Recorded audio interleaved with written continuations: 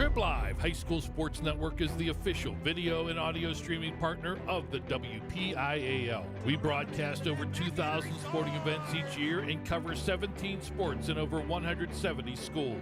At HSSN, you'll find the latest in high school sports news, live and archive broadcasts, scores, standings, and much more. Trib Live High School Sports Network, your high school sports leader. All season, every season.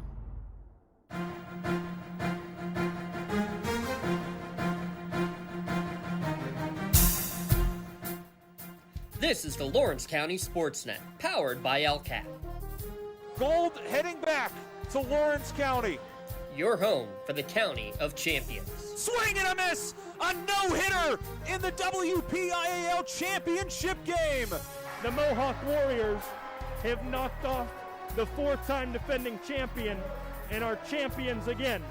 The Shenango Wildcats are the WPIAL champions! Elwood City, WPIAL champions for the first time in school history! Cox with it. Cox all the way in the jam again! The Red Hurricanes storming their way to another title. Swing and a miss! A one-hit masterpiece. Turn. Fake it to Maples, keeping himself, coming near side. Can they hit him? No! I think he got in! He's down! Will he get it? Lawrence State Championship! Strike three called. Put another notch in the belt for Laurel Spartans three-peat. And Neshannock is the 2021 2A Girls Champion. Your voice for Lawrence County sports. The gold ball headed home to Newcastle. This is the Lawrence County SportsNet.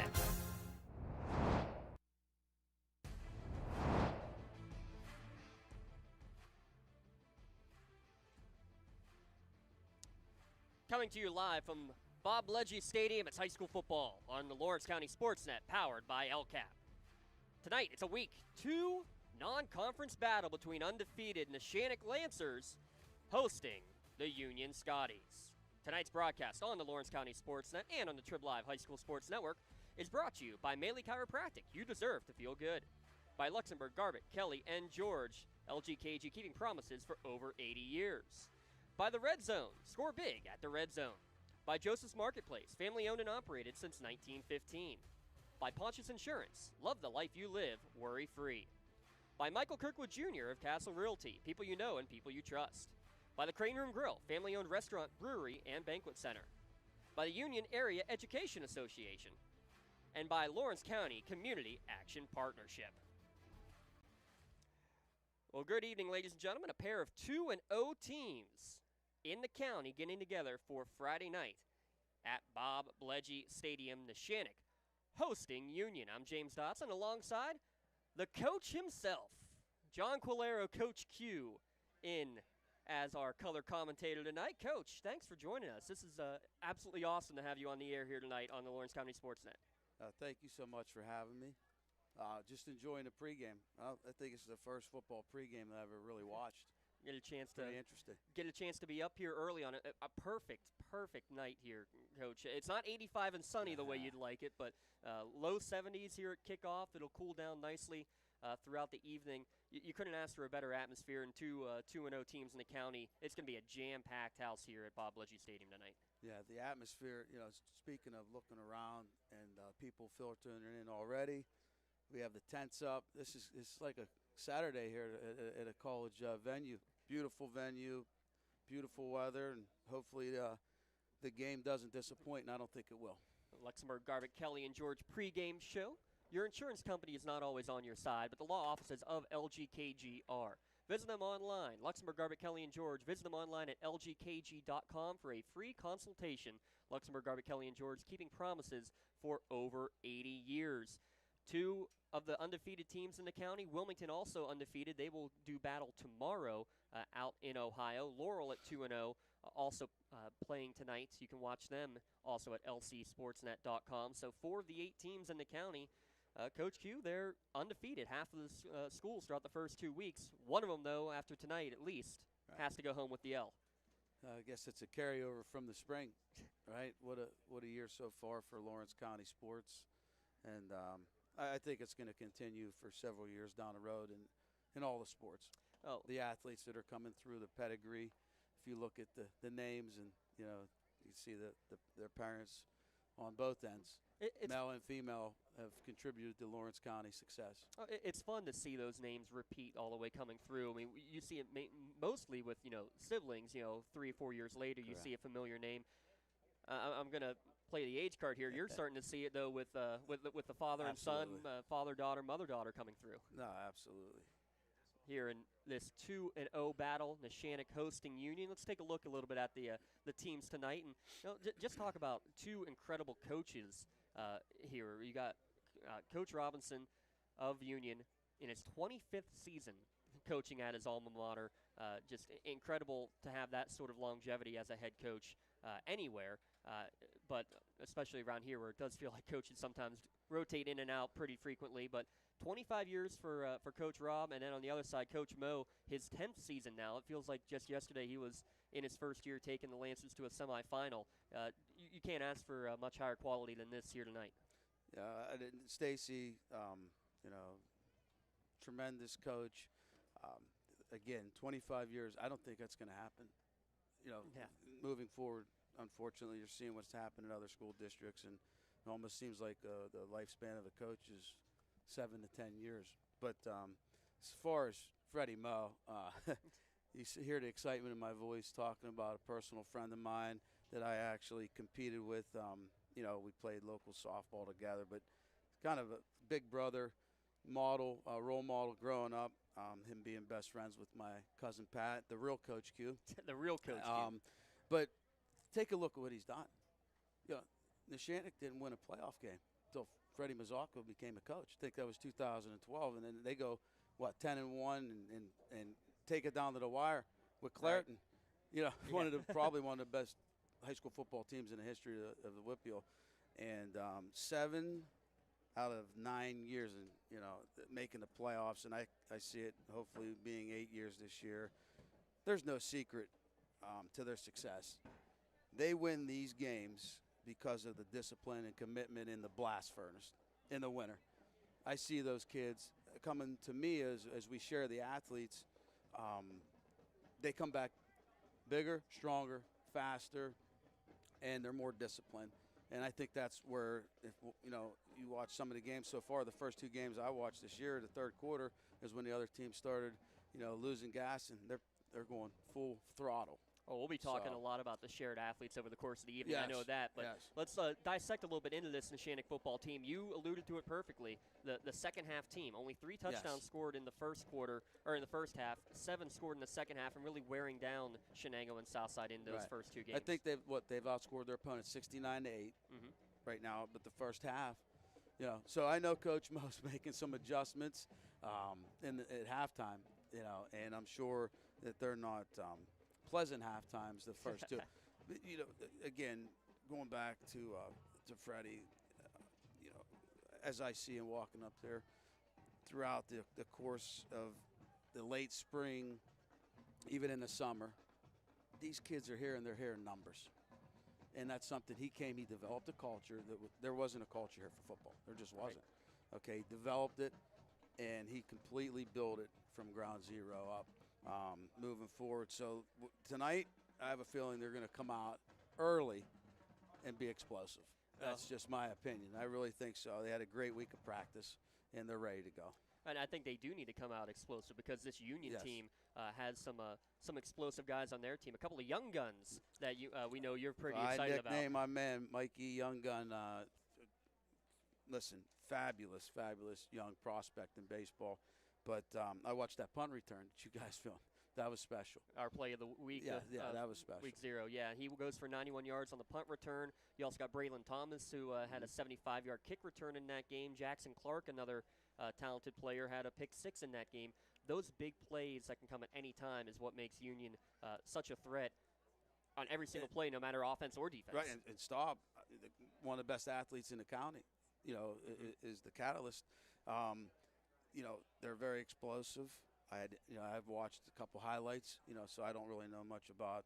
I know they have one of my favorite guys on the line, in Nicky Vitale. one of the hardest workers, one of the the best kids around, and I know the Vitale family.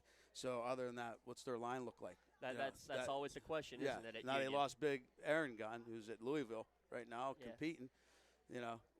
What's the line look like, Coach? Well, we'll have the full starting lineup, but Vitale, you mentioned. Actually, first off on Vitale, he's wearing Big Brother's number tonight. He's not wearing 53. He's wearing Jake's 56. So apologies in advance, because I know I will call him Jake by accident tonight at this point. So I'll jump in with that. Jake, come over. Him and Jay are really tight. They're going to Westmead together. I called him Nick twice the other night in the living room. But, wow. Just again, fantastic people. And I'm sure that, Nick's going to go out and wear that with pride. They're so tight, the siblings. There's a sibling rivalry. Those two, they're really tight. You couldn't see that any better than that DoCal championship picture, could you? That's forever, that picture there in the living room of the Vitales. And then, back to the Lancers, coming into tonight, I think they feel that they have something to prove.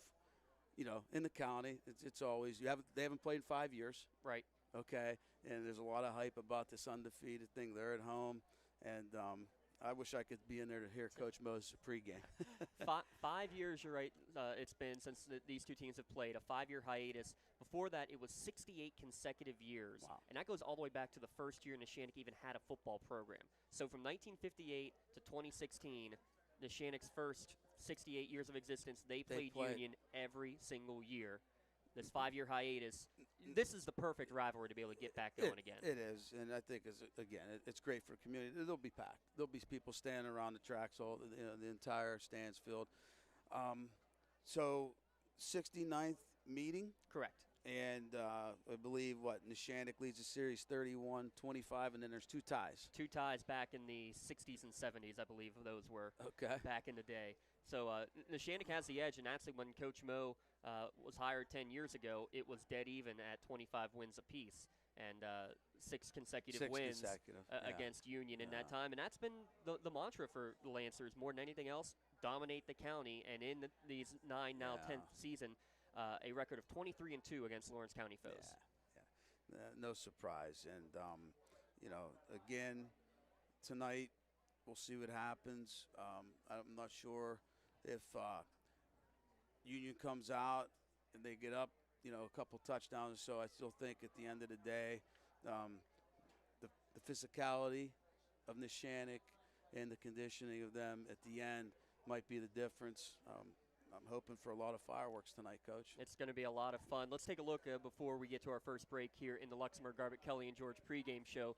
Call them at 724-201-1576 and let their team of AV-rated attorneys guide you through the legal process, or visit them online, lgkg.com. We talked a little bit about the Union offense with Tyler Staub, another great dual-threat quarterback on the other side, and Kurt Sommerfeld, 11 for 12 throwing in Week 0. He runs for a touchdown in that game and in Week 1 against Southside. And, I mean, he's listed at 5'9". I think that's a bit of an exaggeration, to be honest. You don't have to tell me about Kurt Sommerfeld. Listen, he helped me win the Tournament of Champions when he was 9. He was playing with the 10-year-olds. And when I tell you that he was the smallest kid on the field at that point, but he had the biggest heart, and nothing's changed. I was going to say, not much has changed in the last 6 years, has it? I'll bet on that kid any day.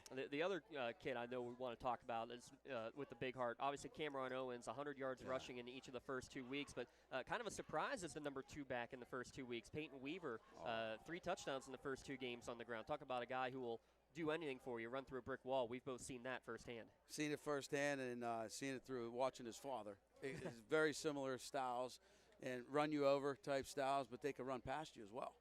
I think that's the biggest thing, and I seen his speed, and he exploded after he bounced off a couple guys.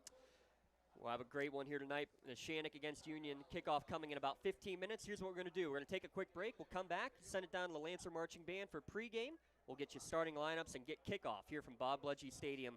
Be back in a moment. It's the Lawrence County SportsNet, powered by LCAP. For more than 120 years, people have been relying upon Martindale Hubbell's AV preeminent rating to select their attorneys. If you're involved in a workers' compensation situation, you should do the same. LGKG has been AV rated for over 40 years. For 20 years, Melee Chiropractic has treated athletes of all ages to help them get safely back to the top of their game. Melee Chiropractic has 3 full-time doctors in their office, and all 3 are former area athletes who have had to battle injuries throughout their careers. They want to help you get safely back on your feet. But more importantly, help stop the injuries before they happen. Prehab before you rehab. Attention all high school student athletes. During your sports season, a $25 visit to the Melee Chiropractic office includes an adjustment and/or all therapies necessary. From the athletes of tomorrow to the weekend warriors and everything in between, let Melee Chiropractic keep you in the game. Back here at Bob Ledge Stadium, this is the Luxembourg Garbett Kelly and George pregame show. At LGKG, we try cases and insurance companies know it. With that, we're going to turn it over to the Neshannock Lancer Marching Band for pregame. Lancer Band under the direction of Miss Kim Heim. Drum Major Sam Bessel on the podium. Your Lancer Marching Band.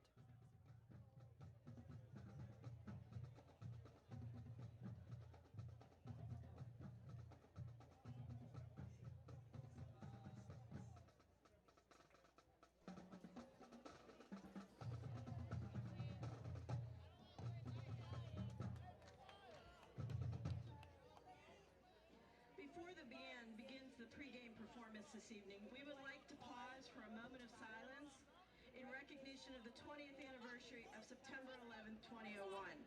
A moment of remembrance for those that lost their lives and for all of those who gave their lives. We remember.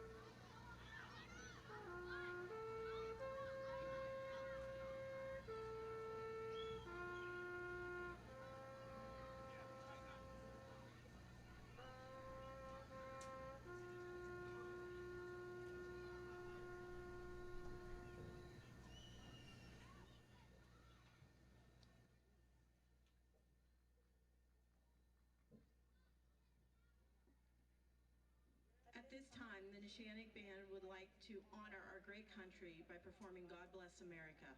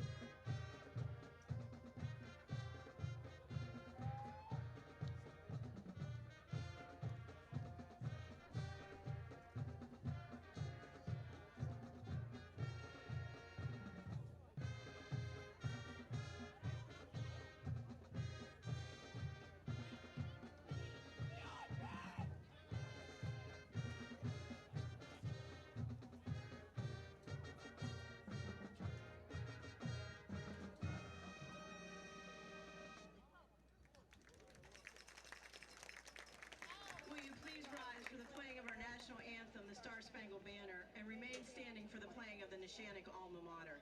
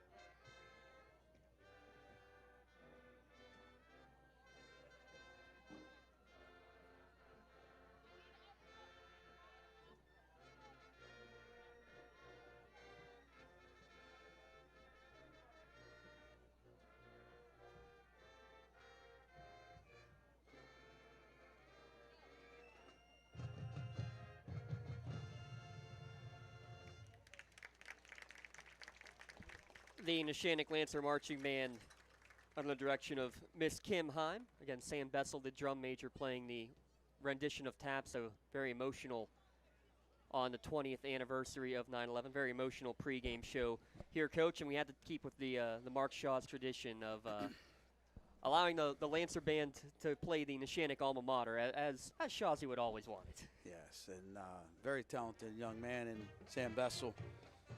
I've seen him sing, dance, everything. And fun chance to get to see them here on a Friday night as Coach Q in the booth, on the mic. And I'll tell you what, Coach, we got a chance to do a baseball game at the end of the season this past year, and I told you on the air, I said when the coaching is all said and done, you're coming up in the booth with me. The coaching is not all said and done, but here you are. We're glad to have you in the booth. This is going to be a lot of fun tonight. Oh, I'm extremely excited. Yeah, back at it. And we'll leave it at that. Excited to do that as well. Unfortunately, the game that you did was one of the last that we were able to survive. So I appreciate, and hopefully we can do a lot more this spring. Well, the intention, Coach, is 100 broadcasts on the Lawrence County SportsNet over the course of this school year. We'll make it happen one way or the other. Absolutely. Absolutely. Just a few minutes away from kickoff here in this 2-0 battle. The other games going on across Lawrence County. Elwood City hosting Shenango. That game has been postponed. No new opponent found for Shenango. They will have the week off. Wilmington was supposed to go to Oil City, and then they were supposed to go out to Ohio to face St. Thomas Aquinas.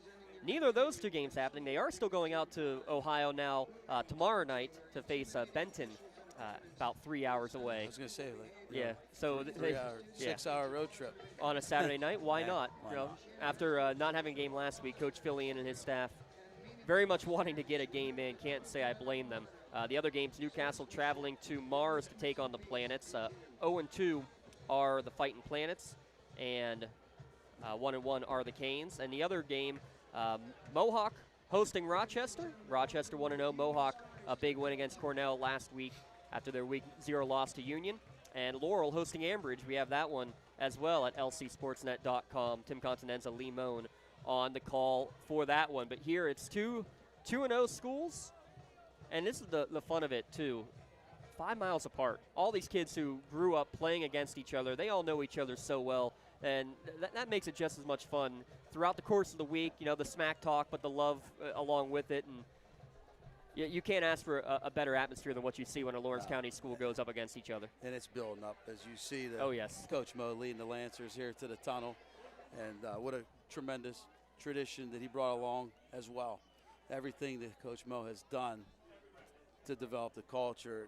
What an entrance. Not too many high schools have entrances like this with the fireworks going through there, with the young men who are future prospects standing along their side, wanting to be in the uniform coming through. Builds that culture coming up just it does. Right there. It does. And the fun activities, and you've seen it the last few years at Union as well, and definitely love the atmosphere they had for the week 0 game. You had the bouncy house and the tents all around, a couple of picnic tables out there. It is a family atmosphere. Carnival-like. Gotta love the family atmosphere that we have here at Bob Ledgy Stadium here tonight. Enter Sandman playing on the loudspeaker as the Lancers get ready to enter the tunnel. Let's crank up the volume.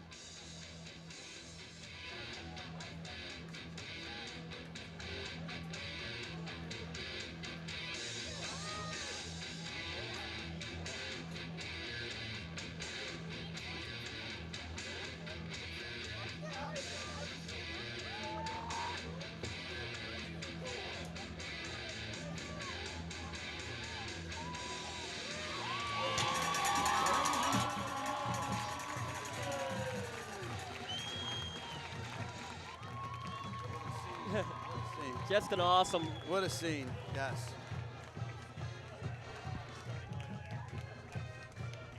As Lancers enter the field, let's now take a look at the starting lineups brought to you by Michael Kirkwood Jr. and Castle Realty. Here come their starters.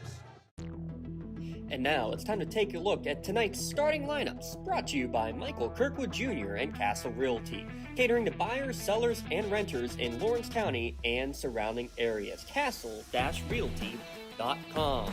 We'll start with the offense of the home team, the Neshannock Lancers. Behind center will be senior quarterback Kurt Sommerfeld.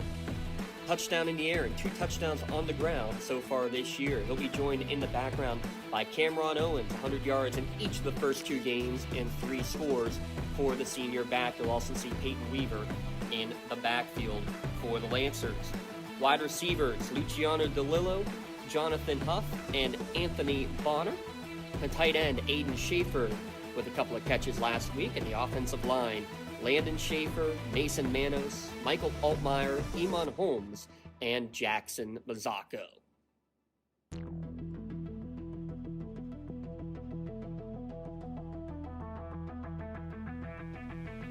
Defensively for the Scotties, along the defensive line, senior Antonio Ferrone, along with junior Mason Benedict and the sophomore Marcus Gunn. A couple of junior outside backers on the end, Caden Fisher and Mark Stanley, with seniors Jackson Clark and Nick Vitale as the inside linebackers. And in the secondary, Lorenzo Mangino and Tyler Staub, 2 seniors, as well as the sophomores, Mike Gunn and Braylon Thomas.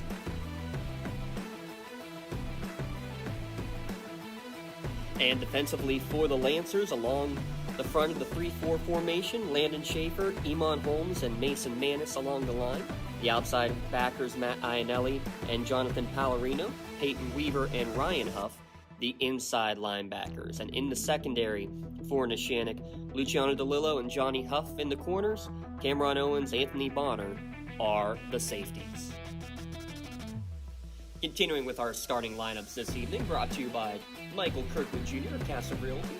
Give him a call today, 724-301-1482. For the Scotties, behind center will be senior Tyler Staub. 3 touchdowns last week, 2 in the air and 1 on the ground. The leading rusher as well as thrower for the Scotties. Fellow senior Jackson Clark also in the backfield. 2 touchdowns on the ground, 1 in the air. Mark Stanley, 2 rushing touchdowns as the fullback. 3 wide receivers, sophomore Braylon Thomas and Mike Gunn. You'll also see Jaden Jonke in there as a receiver. Caden Fisher, the junior tight end. And along the offensive line, Robert McCurdy, Mason Benedict, Nick Vitale, Antonio Ferrone, Shane Roper, as well as a couple of others who will mix in on the offensive line. And with that, we are underway. Union deferred in the second half. They kick it off, taken at the 20-yard line. Lots of room up the gut for the starting quarterback on the return. Kurt Sommerfeld in a hurry out to the 45-yard line. Big return for the Lancers. They'll start 1st and 10 at their own 46. It's a great pickup of yardage right there by number 11. Kurt just put his head down, push forward. You get the quarterback, again, one of the smallest guys you'll see on the field tonight. And he goes right away, right up the gut for the big return. Now Lancers will come out. We'll have a T out there. T still out there for the Scotties. So 3 receiver set, DeLillo in the slot at the top of your screen as you watch here at lcsportsnet.com. Handoff up the middle. And not much room on the right-hand side. And whistle blew. And Owen still had the football, was still standing up, and they're asking him to keep going. And now finally they make the tackle, but there's a whistle blown in the backfield. I think the officials got fooled kind of like I did. I thought Sommerfeld still had the ball and was tackled in the backfield. Talk about a crazy start to this game. I'm not sure they were going to bring him down. He had some momentum headed. He might have ended up in the end zone right there. He stopped with the whistle. Well, you play to the whistle, and tell you what, that's definitely Coach Mo's understandably not happy. No. Well, I guess credit Owens with a 4-yard gain on 1st down. Special thanks again to Michael Kirkwood Jr. and Castle Realty for sponsoring our starting lineups here this evening. Now the officials having to go and talk with Coach Mo and see exactly what happened. But inadvertent whistle in the end. It's just a 4-yard gain.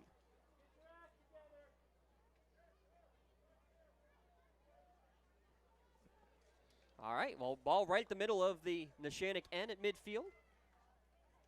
Explanation has been given, though I'm not sure Coach Mazzocco pleased with the answer. 2nd and 6. Reverse flip coming back this way. DeLillo's got the ball. He's got some space in front. Cuts inside. He's going to be close to the first down marker. A good pursuit, actually, coming on the near side by Staub and Stanley to make the tackle. It will be 3rd and 1. That was the play DeLillo scored the first touchdown of the year for the Lancers. I love how he opened it up right away here. Great push on the first play of the game. And one thing, they will not be predictable.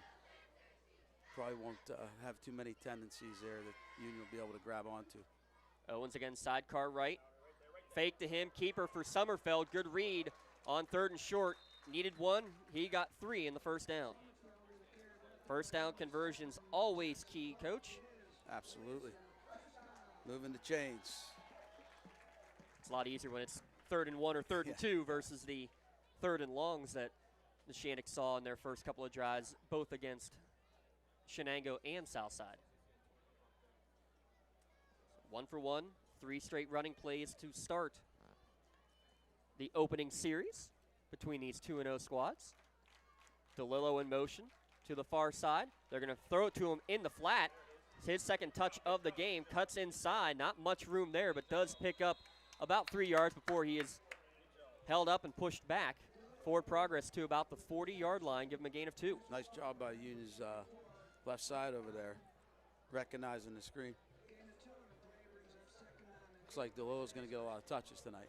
Well, he had only 1 touch last week after having a 6-reception performance in week 1. I think that is it's very evident in the first 4 plays, 2 designed specifically for him. Now you have a pistol look, power pistol, handoff to the near side, and no room at all. Gain of 1 as that one was stacked up at the line. Caden Fisher making the tackle.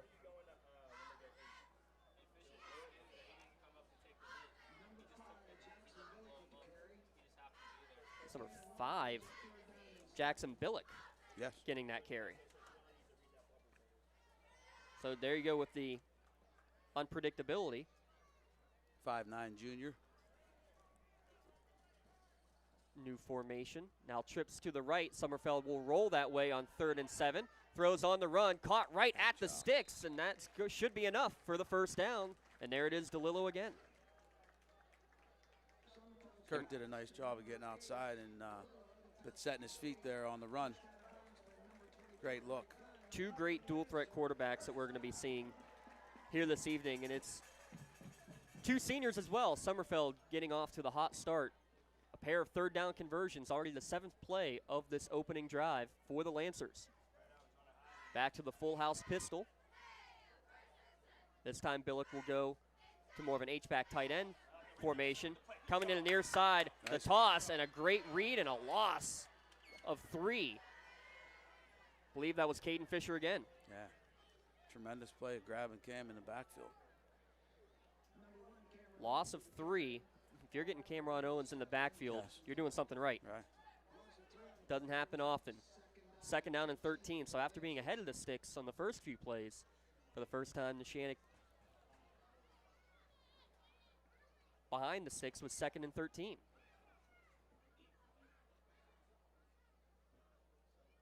DeLillo in motion, little pop pass forward, and he's not going to go anywhere either. Dragged down by the jersey. Mark Stanley's going to get that tackle, a loss of 5 on the little forward shovel pass. Tremendous job by Stanley. He grabbed him with one hand. It's big boy. Stanley listed 6'2", 225, the junior. Very athletic. More athletic than his father? Well, listen. I don't know if there was a better athlete around at his age, his time. 3rd down and long, 3rd and 18 on the 9th play of the drive. Summerfeld in the pistol. Looking to his left, and he's going to chase him behind. Ball is hit, deflected in the air, and intercepted. Going the other way. Lots of room in front of him. Ferrone is going to get inside the 10-yard line. The throw, the animal, with the big play on the pick. Return 50 yards to the 9-yard line. Union in business early, and behind the play, a player down for the Lancers. I believe it's Johnny Huff. Johnny Huff down. He's getting up already. Tough kid. What a tremendous play. Was it Stanley coming off the edge who got him on the first to hit the quarterback as he was throwing it? Yes. So Stanley gets the hit. Ball pops up in the air. And you want to talk about the big fella. You want to talk about it took off. You want to talk about a multi-athlete? Yes. He's going to be playing the quads at halftime for the Union Marching Band. Wow. He does a little bit of everything. Wow. And he was on center stage early. You know what? Somebody actually joked, "Why won't you be player of the game?" Said, "Because I'm not going to score a touchdown." Well, he had the end zone in his sights. Came up just 9 yards short. 9 yards short. Huff was coming off the field, and it looks like they have stopped before coming off. Longtime trainer Barb Kennard is going to. He snatched that out of the air, but it was created by Stanley, coming off the edge. What a tremendous hit. Glad to see that Kirk got blindsided. He makes his way off. And Union will have it 1st and goal from the 9-yard line. First time we'll see Tyler Staub here this evening. 3 touchdowns a week ago. I formation power set. That's they have Braylon Thomas as the tight end on the right side. Turn, hand off to Clark, left side, cuts inside, lowers his shoulders towards the goal line. I think he's going to be just short, tackled by Anthony Bonner right at the goal line. 8-yard pickup for Jackson Clark. Nice job by Bonner, stopping him just short. Big kid. He put his head down. I mean, I thought he was going to get in the end zone. Anthony got in there and stuck his nose in there and stopped him. Let's see what can happen from the goal line here. See if the Lancers can get a stand. Tight formation yet again. Jackson dots the I behind Stanley. Staub's going to try to sneak it in himself. Kind of lost his footing, and I don't think he got there. Well, Lancers hold on Bonner's tackle. They hold there as well on 2nd and short. We'll give Peyton Weaver credit for that tackle. Looks like Bonner was in there again with Weaver. 3rd and goal on Union's opening possession after the 50-yard interception return from Anthony Ferrone. Put them deep in the red zone. Stop by the red zone on Wilmington Road for all of your county sporting apparel needs. Score big at the red zone. Union looking for the big score to start things off here tonight. Man going in motion is gone. Again, it'll be a quarterback sneak and a little bit of help from his friend, the fullback. Staub, the quarterback sneak, in there for 6. Touchdown Union on the first possession for the Scotties. Union strikes first.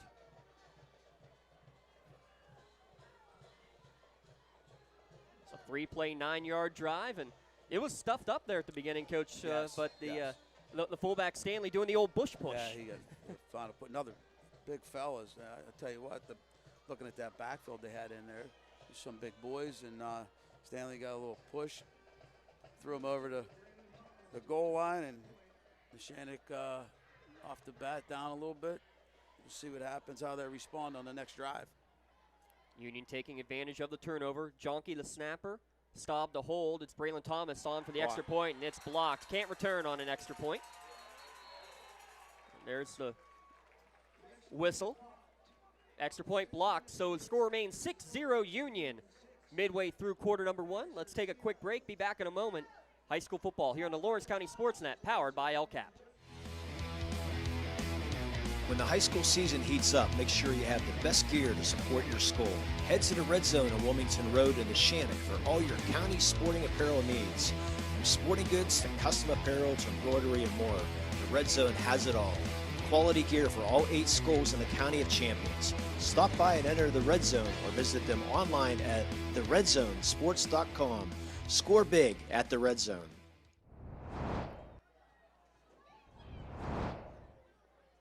There's an easy scoring summary. A 1-yard touchdown sneak from Tyler Staub. 3 plays, 9 yards, just a minute 22 off the clock, all set up by the interception from Antonio Ferrone.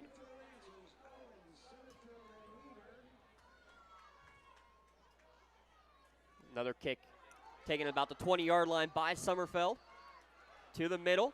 Runs into his own man before he's dragged down at the 38-yard line, but another pretty solid return. And decent field position starting again for Neshannock. And you said it, Coach Q, it's all about how a team responds to adversity. A turnover early. How does Neshannock respond here? Do you go to the air right away again?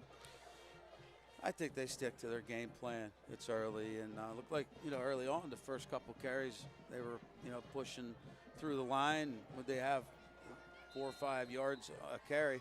They got backed up on a play, and so I think they'll stay consistent with their game plan here. Power pistol set again. Tough on the exchange, and Owens gets tripped up near the line of scrimmage by Staub, but falls forward for a gain of 3.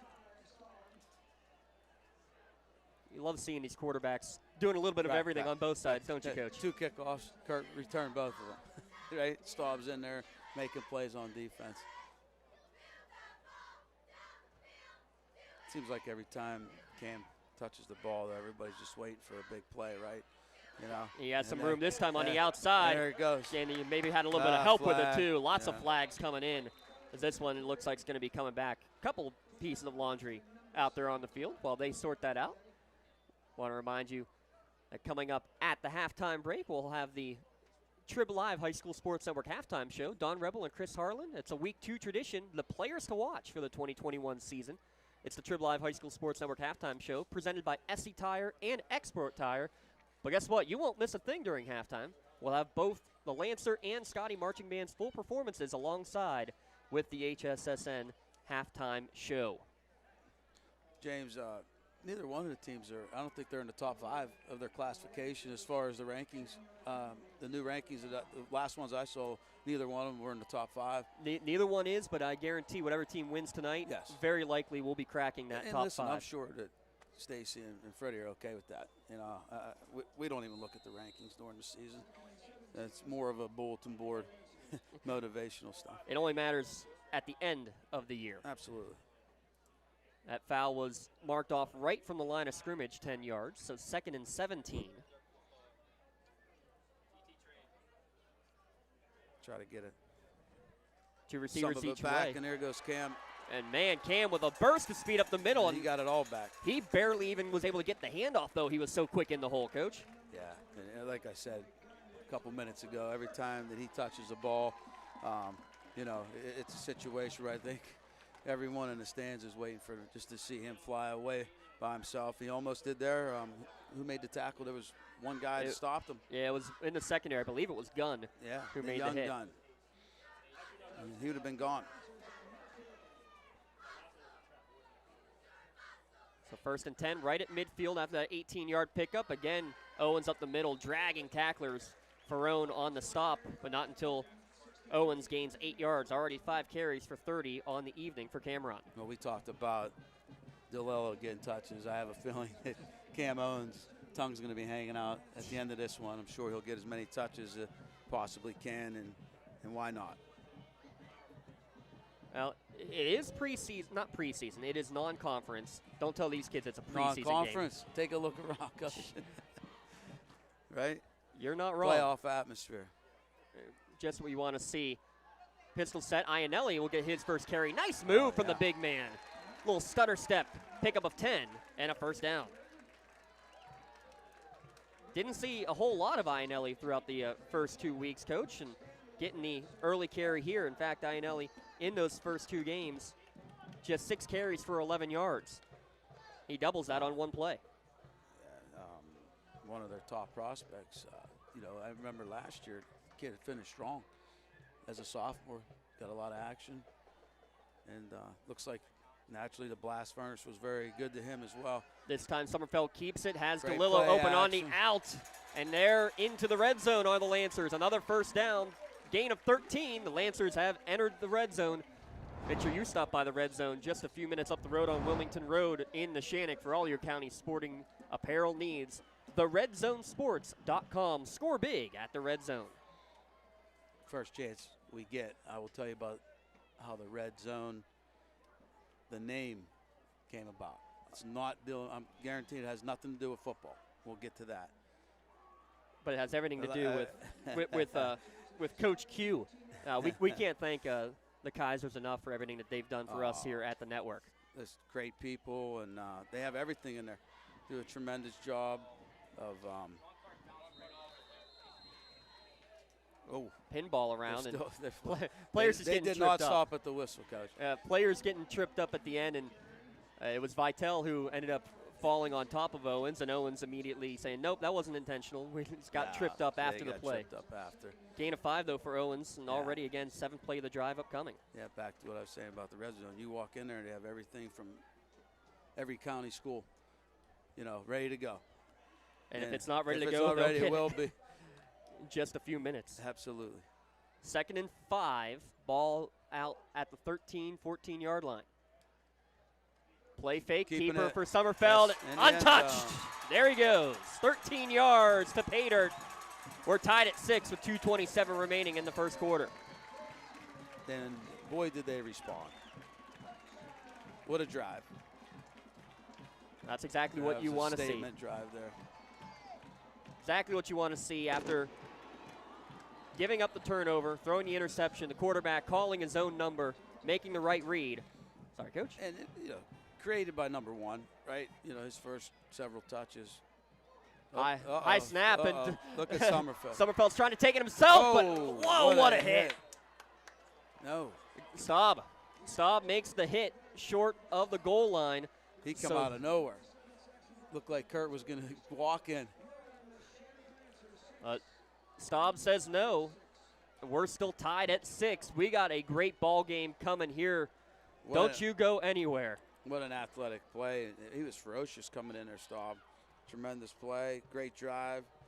And listen, fireworks already all the way around. We'll keep it right here on the Lawrence County SportsNet, powered by LCAP. That was a 7-play scoring drive, 7 plays for 62 yards, and took just under 4 minutes. Your scoring recap brought to you by Joseph's Marketplace, Newcastle's favorite family-owned hometown grocery store and coffee shop. Make sure you check out that brand new cafe and bakery section, or place it to go, order online. josephsnc.com. Joseph's Marketplace, family-owned and operated since 1915. Going to Billy Presner, he has sponsored every single sport at every level since he's open. Really and truly, he gives back so much to the Lancer community. And I know for baseball, he supplies everything we get, away games. So definitely stop into Joseph's. And stop by tomorrow or call ahead. The last barbecue of the year. Short kick taken at the 20-yard line by Braylon Thomas. Comes near side to the 30, and he's held up and jacked up at about the 32. So a bit of a longer field coming up this time around for the Scotties, with 2:21 remaining in quarter number 1. They're banging heads, Coach, as expected. Some hitting going on. Again, don't tell these kids that this is a non-conference game. Yeah. It is a playoff atmosphere. I'm looking at this Neshannock coaching staff. I believe every single coach was a Newcastle Red Hurricane, except for one who I got to watch at Neshannock because my sister was a cheerleader in Blaze Pegley. I'm looking to see a lot of Hurricanes out there. So the red, white, and black trading over for the red and white. The Big N losing the C. Pitch to the left side. Clark will cut it upfield, has some blockers in front, out past the 35 to the 37-yard line. Good pickup on first down. Clark, 2 carries for 13 yards. Finding some room early on that left side of the offensive line.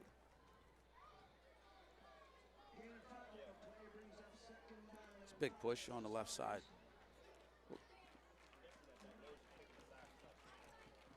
He had some room. 2 receivers each way. It's Gunn and Thomas at the bottom of your screen. Stanley and Fisher at the top of the formation. It's like a blitz. Play action, and Stubbs not going to be able to get rid of it. Great play. Patrick Argero. Right up the gut for Argero. Big sack. back inside the 30, down at the 28-yard line. That's going to be a loss of 10. Tremendous timing on that. He was untouched. Untouched, Palomalu-like on that one there, Coach. But when he got them, Staub's, again, very athletic. He was able to grab on them, hold on them, and take them to the ground. Patrick, a baseball player in our program. Super kid. So many athletes being shared. Oh, you have to. 3 receivers set on 3rd and 14. Less than a minute to play in the opening quarter. Another blitz in the A-gap. Staub rolling right. Finds Thomas. One-handed attempt, and he can't hang on to it. A little bit high. Tried to snag it. And then the hit from Johnny Huff coming in at the end of the play certainly didn't help in his attempt to hold on. It'll be a 3-and-out for the Scotties. Great defensive stand there for the Lancers. Argero's sack caused Union to have to go to the air. You can see the emotions pouring out with Huff after getting up from that injury there. They had to settle him down a little bit. It looks like he's back for the punt. Yeah, he and Owen standing at their own 44-yard line. Braylon Thomas back to boot it away. He does get it off. Nice high spiraling punt. Fair catch called for by Huff, and he backpedals all the way to the 37-yard line. Tremendous punt. 13 and 22, 35-yard punt from Braylon Thomas. 42 seconds remaining. Neshannock with their 3rd possession, tied at 6 here on the Lawrence County SportsNet, powered by LCAP.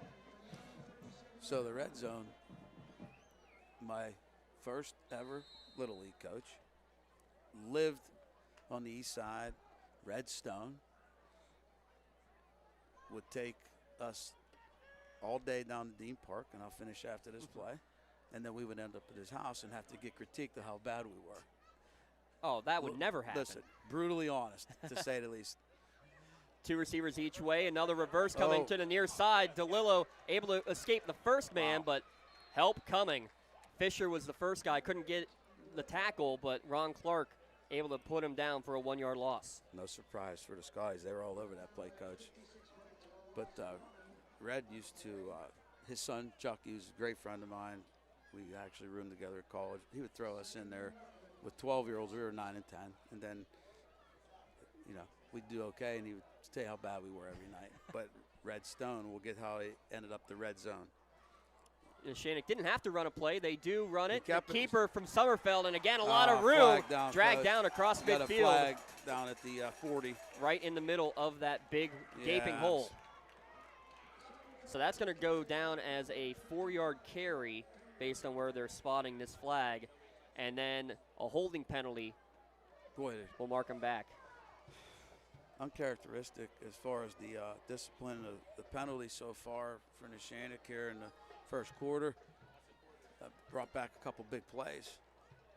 There's the holding call. They'll mark it back to the 30. It'll be 2nd down, 17 to go. There is no time on the clock. Now, I believe it will be an untimed down to be played. Or let's see. Nope, they will signal the end of the first quarter. Don't go anywhere. 6-6 in the Lawrence County battle between the Scotties and the Lancers. High school football on the Lawrence County SportsNet, powered by LCAP. Looking to buy, sell, or rent in Lawrence County? Get Realtor Michael Kirkwood Jr. in your starting lineup today. Michael Kirkwood Jr. of Castle Realty caters to buyers, sellers, and renters of Lawrence County and the surrounding areas. Call Michael Kirkwood Jr. at 724-301-1482 today. Check out his current listings or list your home at castle-realty.com. People you know, people you trust. I think the key to any attorney-client relationship is trust. My father told me a long time ago, the definition of personal integrity is really simple. Do what you say you're going to do. At LGKG, we've been doing that for over 80 years. An exciting first quarter of action, each team with a touchdown on the ground by their quarterback. 6-6 at the end of the first. Coach Q, I mean, again, couldn't ask for much more. A lot of hard hitting, a lot of action out there, and a lot of fun. Yeah, I'm disappointed in the first quarters, though. We only got 3 left.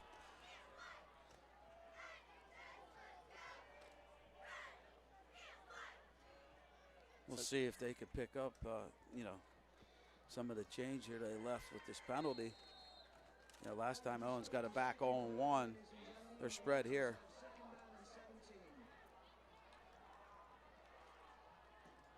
Option look, natural option, and a keeper. Oh, big hit from Jackson Clark, the middle linebacker. But again, a good read from Summerfeld. He always seems to make that right read, doesn't he? Absolutely. Absolutely. Gain of 5. It's going to be 3rd down and 12, at least a little more manageable.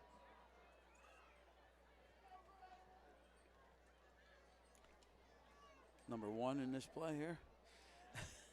I have a feeling he's going to get a touch somehow, some way. 3rd and long, down to 12 seconds as the Lancers break the huddle. Either that or DeLillo, who already has 5 touches on the day. Trips to the top of the formation, DeLillo right in the middle of those 3. It is a stretch run for Owens, but I think the Union coaching staff in your head there, Coach Q, they were ready for that one. Bit of a safe play call on 3rd and long. But yeah, Vitale again in there on the tackle. Already called his name 3 or 4 times. You're going to be calling it a lot. Guy's a player, hard-nosed, grinder. Neshannock with the spread punt formation. Gunn and Thomas standing at their 27-yard line. Owens down to punt, and he took a snap with his knee on the ground. That's going to be a loss of 12 yards, and Union will take over in great field position. It's not like the pros you can get back up. He tried to keep the knee up, Coach, but he had it down, and the official was all over it. Did a nice job handling the snap. His athleticism, I think, took him down. Well, it's natural. You don't want the ball to go through your legs as a shortstop. Right. So short field again. Union when they scored, 9 yards, right? 9-yard drive. Now, 29-yard line. See if the Lancer defense can step up. Trips to the right on 1st and 10. Will officially mark it at the 28-yard line. Caden Fisher, the tight end, is the lone receiver at the bottom of your formation. Staub tries to set up a screen, finds Clark in the middle, comes near side with some blockers in front. Shake and bake, makes a man miss. What a move. Out of bounds at the 16-yard line. 13 yards and a 1st down. Shifty, nifty footwork. Great call. Neshannock brought the house, and they set up for that nicely with the screen, and after that, yards after carry. What did he pick up? 13 officially. Yeah. Mark it at the, they mark it back at the probably 17. 8 yards after that cutback. And with that, the Lancers have again entered the red zone. Visit them online, theredzonesports.com, or check them out on Facebook. Score big at the red zone. 2 receivers each way. Clark in the slot at the bottom of your screen. Staub looking on the slant, has Gunn open, bobbled, and did he catch that? What a tremendous play if he did. And yes, guess who? Did. Guess who? Weaver. Peyton Weaver, the right man, right spot, off the hands of Mike Gunn. It looked like he was going to maybe walk in for 6, and instead picked off by Peyton Weaver. What a play. So after the Weaver interception. He had his nose on that football. He came in, like I thought for sure it was going to be 6 the other way. He has a knack for turnaround. He has a knack for having a nose on the ball, doesn't he? Yes, he does. So 7-yard line. He's throwing. They're trying to go deep to the near sideline, and just an inch out in front of a streaking Johnny Huff down the near sideline. Glad to see Johnny. It looks like he's, seemed like a hip, something was going on with the hip or back area. He looked like he was in pain, but didn't look like he was in pain there. He had him probably by 2 yards. Yeah, it didn't look like he missed a beat. And I'll tell you what, Coach, we have after the game, our Maley Chiropractic Play of the Game. We got a couple of pretty good nominations already. So far. But a lot of game left. I have a feeling there's going to be probably 2 or 3 more that are going to qualify, Coach. That sounds good to me. That sounds good to me. Surprising coming out, throwing her out of the end zone. Well, a lot of open green in front. Open it up a little bit, Coach Mo, and Coach DePorzio here. And took too much time here, though. Looks like they're going to have to back up on a delay of game. As we're waiting, I'll finish my story about the red zone. So Redstone, Little League coach, naturally the father of Andrea Kaiser. And when they were sitting down thinking about the names, you know, Red is a legend on the softball world for the Iron Dukes, which my father and uncles and all that played in. But it sounded perfect. The red zone. Instead of Redstone, the red zone. But now, really making use of it. Love it when each team gets in the red zone, right? Couldn't have a better sponsor. So it was based out of baseball, ended up, oh my. Ended up being a big football sponsor and a big move to try to get out of their own red zone. Cameron Owens. Close? It looks like he's not out of the red zone, but he does have enough for the first down. That's a huge pickup. Wow. It looked like he leaped over somebody there at the line of scrimmage to get moving. Which is all right if the player is already on the ground. If the player is in the air, you would have a penalty there. With that run enough for the 7th first down for the Lancers in just the first 14 minutes of play. That's a big play, because if not, they're punting out of their end zone.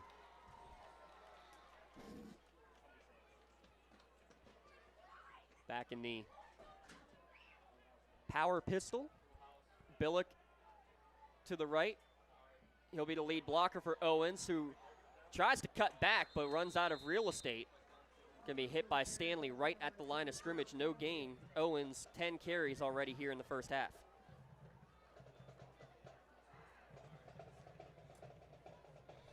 Did Dad Mark play football? I know he was a legend baseball, basketball guy. I don't know if he played football. I'm not sure this either. Might be the I'm not sure either. Stanley. What a showing he's done displaying plenty. Tonight. He's done plenty. Number 44.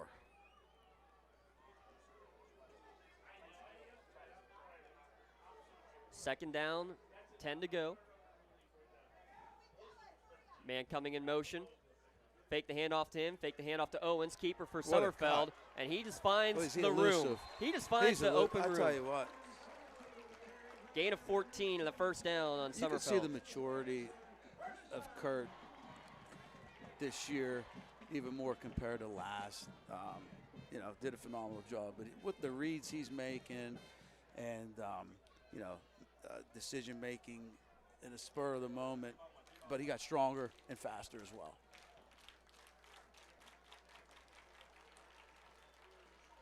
Fifth play of the drive. It started back at their own 7-yard line. He's still going, Coach. He's just plowing He's forward. Got 3 or 4 still guys going, carrying 4 or 5, gets out to the 45-yard line, 46 what make a it. Run.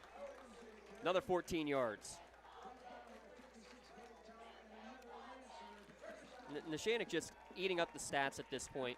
Union's had a couple of short fields that certainly hasn't helped them, but you know, Neshannock's drives, 8 plays, 7 plays, and this is now the 6th play of this drive.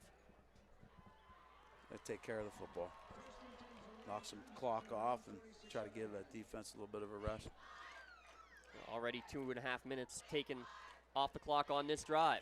Zone read, handoff, Owens, big room, 3 straight first downs. He's got it and more before he's wrapped up at the Union 30. 24-yard gain, make it 25. Owens eating it up. He's different. You know, in a great way. Cam. The youngest of the 3 brothers coming through the Neshannock program. Oh, yeah, and some tough shoes to fill, but I tell you what, this kid's special. Again, when he gets the touch, I think everyone in the place is just like, okay, wow, what's going to happen here? He takes a seat. You'll see Matt Ionilli in there. He's very patient, very patient. Yes. You know, finding the hole and letting things develop. First man through is Jackson Billick. Bounces off a tackler. Clark will wrap him down, but big hole for a 5-yard gain. Well, they're sharing the rock tonight, Coach. 12 carries for Owens, 4 keepers for Summerfeld. I would say Summerfeld, 4 or 5. And then 2 each for DeLillo and Billick. Yeah.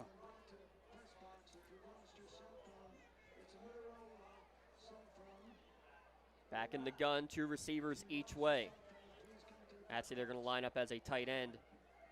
Number 81, Aiden Schaefer on the left-hand side. He'll act as a lead blocker. Again, a handoff up the middle. This time it's Ionelli dragging a tackler before he's pulled down. Close to the first down marker. Give him a gain of 3. 3rd down, 3 to go as we go just under 7 minutes remaining. I'd like to see him throwing up the number 9 here. My ace pitcher, and Josh Pallarino. Pallarino, a no-hitter for you guys back. Sarah Catholic. That was the first time we ever beat Sarah Catholic. That's incredible. Yes. Coach Zarenda, great program for sure out there. Absolutely. Well, eye on Pallarino. He's at the top of the formation with the trips. Joined there by Schaefer and DeLillo. Handoff, though, up the middle to Ionelli. Trying to fight forward, but you're not going to get away from Stanley.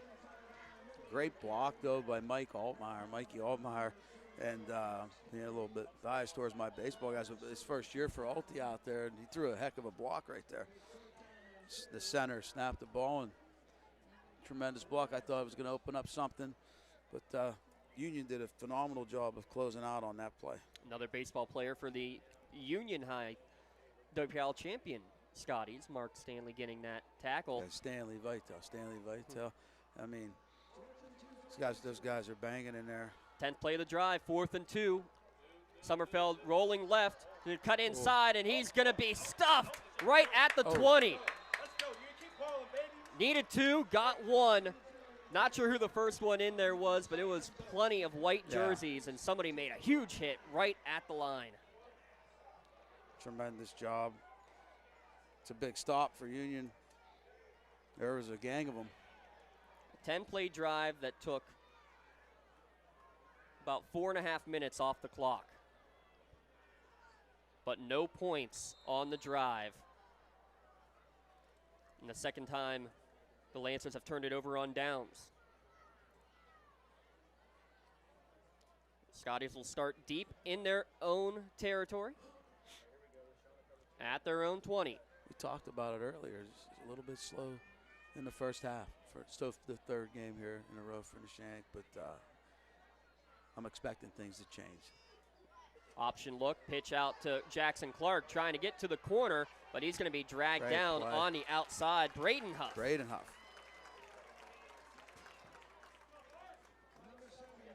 We've seen a couple of great tackles on the edge where they're getting the jersey but avoiding the horse collar. Absolutely. Not easy to do. Now, he gets past Braden. There's some daylight there, but that was a great job. And very athletic and strong kid to bring him down. Phenomenal job by number 21 on the outside.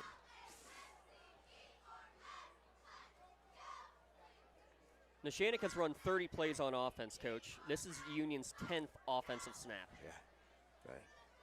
That's what a short field and for one team a couple of times, and what long sustained drives will do the other side. And we're going to have a timeout. Coach Robinson not pleased. Not pleased with some. I don't think the receivers got set, but it is a Pontius Insurance timeout called, like as the teams go to their sideline, listening to their coach and discuss their needs. Well, that's what you get at Pontius Insurance. They put their attention to the things you own, so you can devote your attention to the ones you love. Visit them online, PontiusInsurance.com. Pontius Insurance, love the life you live, worry-free. 4:49 remaining. Mind you, again, coming up at the half, we'll have the halftime show, the Trib Live High School Sports Network show, discussing the players to watch. We'll have, of course, the full performances of both the Scotty Marching Band and the Lancer Marching Band as well. What a fall night here in Lancerville. Sun set a little bit. You can feel the chill and smell the crisp air. Packed house here at Neshannock High School.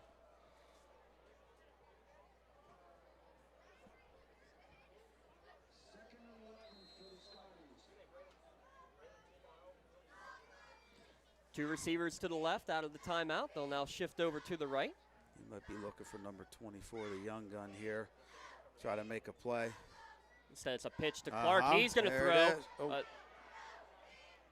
And then he had him, but he had a couple guys downfield, but just didn't have enough time to set his feet and throw it. And I think great play. Thomas got bumped off his route, and that's got completely knocked down. That didn't help. Clark, though, makes something out of nothing. Gain of 3. He did have a gun open around the 28-yard line, and easy for us to see up here. He had 7 red jerseys running after him. Does make a big difference being up in the booth, doesn't it, Coach? Yes. 3-yard gain, 3rd down and 8. Clock winding, just over 4 minutes to play in the first half. 10 seconds on the play clock. Union will hustle Coach to the Mo line. have all timeouts left? Yes, all 3 for Neshannock, Yeah. 2 for Union. Big play here then. They might have to take another one. No, they do get it off just in time. Staub running for his life, being chased by Pallarino. Going to throw on the run, and it's going to be short and skipped in. Yeah. How about that? Jonathan Pallarino. The shortstop actually caught it on the bounce. On the bounce. But Gunn, no catch, and it's a 3-and-out for Union. Well, 3:50 left here, and Shannock has all timeouts, and looks like they're going to have great field possession.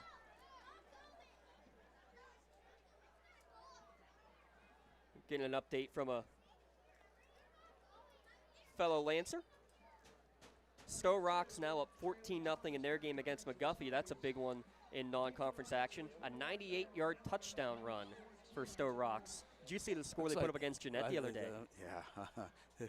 82-0. Jeanette wasn't too happy. Did you read the article? Yes. Thomas with the punt, taken at the 49-yard line by Huff, trying to get to the corner, gets around. That's got to be fifth. Yeah.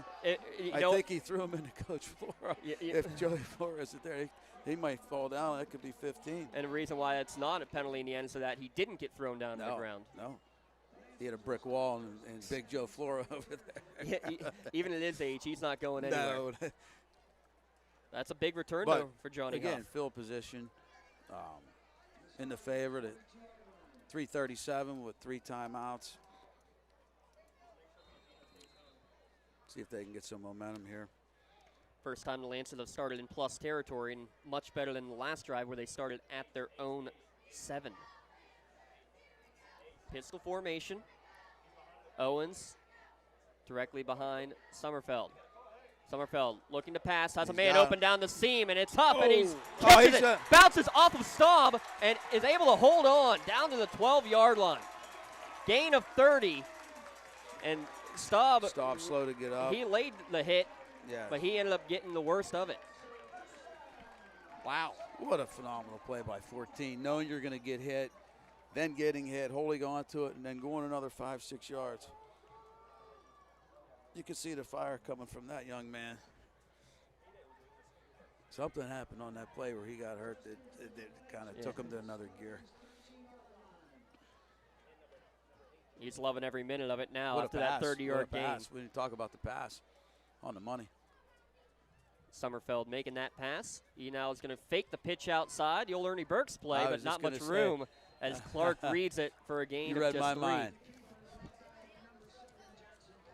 That was the play that Ernie Burks. Man, he made that play look iconic every time. Iconic. There was a good chance he was going to end up in the end zone when he did that play, no matter where he was on the field. Now, Sommerfeld couldn't get it into the red zone, but the Lancers are in the red zone again for the second time this evening. Look for number 1. Fake to him. Trying to roll out to his left is Sommerfeld. He's got nowhere to go. Somehow escapes everybody. He's going to get back to the line of scrimmage, but there was a flag thrown right at the snap. I think this one's coming back. Yeah. Nifty footwork, though, again, being put on. Elusive. What a show we're seeing from these athletes in red and white tonight. Johnny Manziel-like? I think that's a good comparison on that run. Wow. He went back 12 yards and ended up 10 the other way. What we got here, Coach? Waiting for the call. It's a tougher call, too, because you can either push him back 10 yards, it'll be 2nd and long, but it looks like because it was no gain, it looks like the Scotties are going to elect to decline the penalty and make it 3rd down and 7 to go. Okay. Interesting. Illegal shift, the call. So it would be only a 5-yard penalty from the spot. So it would have been either 2nd and 11 or 3rd down and 7. Did Vivo attempt the field goal to shut off? He has not yet. Okay. 3 extra points converted upon, but no field goals. Owens goes sidecar to the left. Sommerfeld looking to his right, throwing the flat. They've had that play a couple of times right near the goal line, and they're going to mark him just short. Gunn on the tackle. DeLillo, the completion for 9 yards. That's the bread and butter on third down, I'll tell Coach. you what. You know what? I'm extremely impressed with number 11. You know, just his reads. He's throwing the ball on the money. And naturally, DeLillo with a great catch. What do we got in here? Huff went in at quarterback. Huff at quarterback. Looks like a jumbo set. Ionelli is going to get the handoff up the gut. And he in there ended up immediately. 4 yards in the end zone. Matt Ionelli. That's a great drive. The 1-yard touchdown. Big drive for the Lancers. Headed into halftime. With 1:30 remaining. So still plenty of time for Union. But a 5-play scoring drive covering 42 yards, and Neshannock with their first lead of the evening.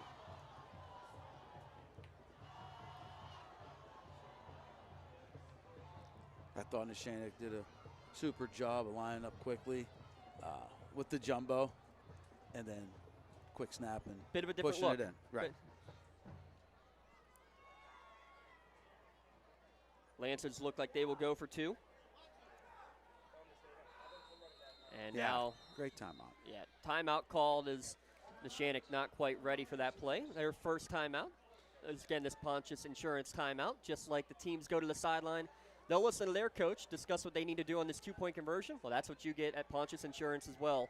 Visit them online at pontiusinsurance.com. Pontius Insurance, love the life you live, worry-free.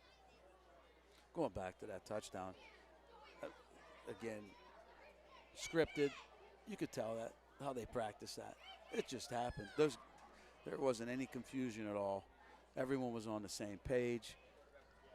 Right till they got to the 1-yard line, 3 of their offensive stars come out, another 3 come in, they snap and get in. That's coaching. You know, James, to me, they're that's ready for it. Yes, that's a difference. We're going to have a lot of fun looking Union at these didn't stats. have time to get set. Yeah. You know, they just did. We're going to have a lot of fun looking at these stats. Again, the number of plays run is approximately 35 to 13. Correct. Yeah. And look at the score. You know, that's the difference of the turnover and, you know, the knee going down on a punt, short fields. Very similar to what Union had against Mohawk in their first game of the year. Okay. They only had about 120 yards in that game and had 41 points on the board. Sommerfeld going for 2, throw on the out, and it's going to be in and out of the hands. Schaefer could not quite hold on to it. So the score remains 12-6. Threw it right there, Kurt. What a half he's had. Take a look at those numbers in a moment, but for the moment, the numbers that matter. Lancers 12, Scotty 6 here on the Lawrence County SportsNet, powered by LCAP. When a team needs to discuss their next move in a big game, Coach calls a timeout. When you need to discuss your next move after your latest life endeavor, let Pontius Insurance be your coach. At Pontius Insurance, how we serve you is as important as the insurance we provide. Protecting those you love, the business you built, and the things you've earned. That's our job. At Pontius Insurance online at pontiusinsurance.com.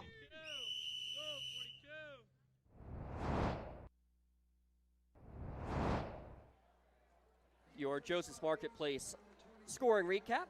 5 plays, 42 yards, a 1-yard run for Matt Ionelli, capping off the 2-minute, 7-second drive. The pass attempt on the conversion, no good. With 1:30 remaining, it's 12-6 in favor of Neshannock. James Dotson with Coach Q alongside. Never thought I'd say that. And there's a kick and miscommunication. No one goes and grabs it. It's free ball. Finally taken by Gunn. Patience waiting, and finally surges forward, but doesn't get very far, out to about the 23-yard line. Coach, my phone's blowing up. When you mentioned either some type of social media you were going to be on with a former coach, everyone thought it was going to be Coach Bob, and they're disappointed, as always. I got to take a back seat to that guy again. Always. And I just blocked Coach John Corey because he's destroying me. He's breaking me down. Hey, before the game's over. Hey, that's how you get. I told him we could watch film tomorrow, but not now, not in the middle of this. Hey, constructive criticism always, though, from Coach Corey, I'm sure. Continuously. Trips left for the Scotties. They have 2 timeouts. He moved. And stayed on side, even though as he moved. Run up the middle. Ball's on the ground, and Neshannock has the football. As if they didn't blow a whistle yet. Neshannock came out of the pile with the football. They finally stopped the clock. Oh, Coach Mo might lose this one. I don't know. I didn't hear a whistle. I saw a beanbag go in there, and yes, that is going to be a recovery by the Lancers. Who picked it up? Not sure, and Coach Robinson is irate. He's not sure what happened either. Someone wasn't. I could tell. One way or the other. Yeah, because the whistle didn't blow again. Whistle didn't blow. Coach Rob not pleased with the explanation. No. Well, this is a huge turn of events here, Coach. Absolutely. Instead of Union having a chance to maybe make one last push in the first half. And getting the ball. To start the second half, you're right. Wow. See if the Lancers can capitalize. Right before the halftime break, that would be huge. Summerfeld looking right, lofted towards the end zone, and it's going to be intercepted at the goal line. Coming out of the end zone, spinning out and getting knocked out of bounds is Dane Jonke. So back-to-back turnovers. On that one, right? And not sure if that was one that slipped out of his hands or maybe that's not on the same page with his receiver. It looked like the receiver was running towards the flag, and that ball was going towards the corner. Hey, they went, they went for the big hit. Didn't work out. Neshannock have 2 timeouts left, Coach? Yes, both Neshannock and Neshannock with 1, Union with 2. Okay. They'll probably just end this down. They're, deep in the almost into the end zone here. You don't want any more turnovers. Yeah, maybe if anything, maybe take one play if you're Union. See what happens. Push it up the middle and go into half and hand off Clark. See if he can get any room. Well, he gets a big run. So now maybe some thinking as he gets out to the 17-yard line. It's enough for a first down. It's only the second first down of the game for the Scotties. But that could have been disastrous for them going in. Lancers push it in, get any points at all. But they come back. Great play on the interception. So now Scotty's getting a little bit of tempo. Who intercepted that? Was it Gunn?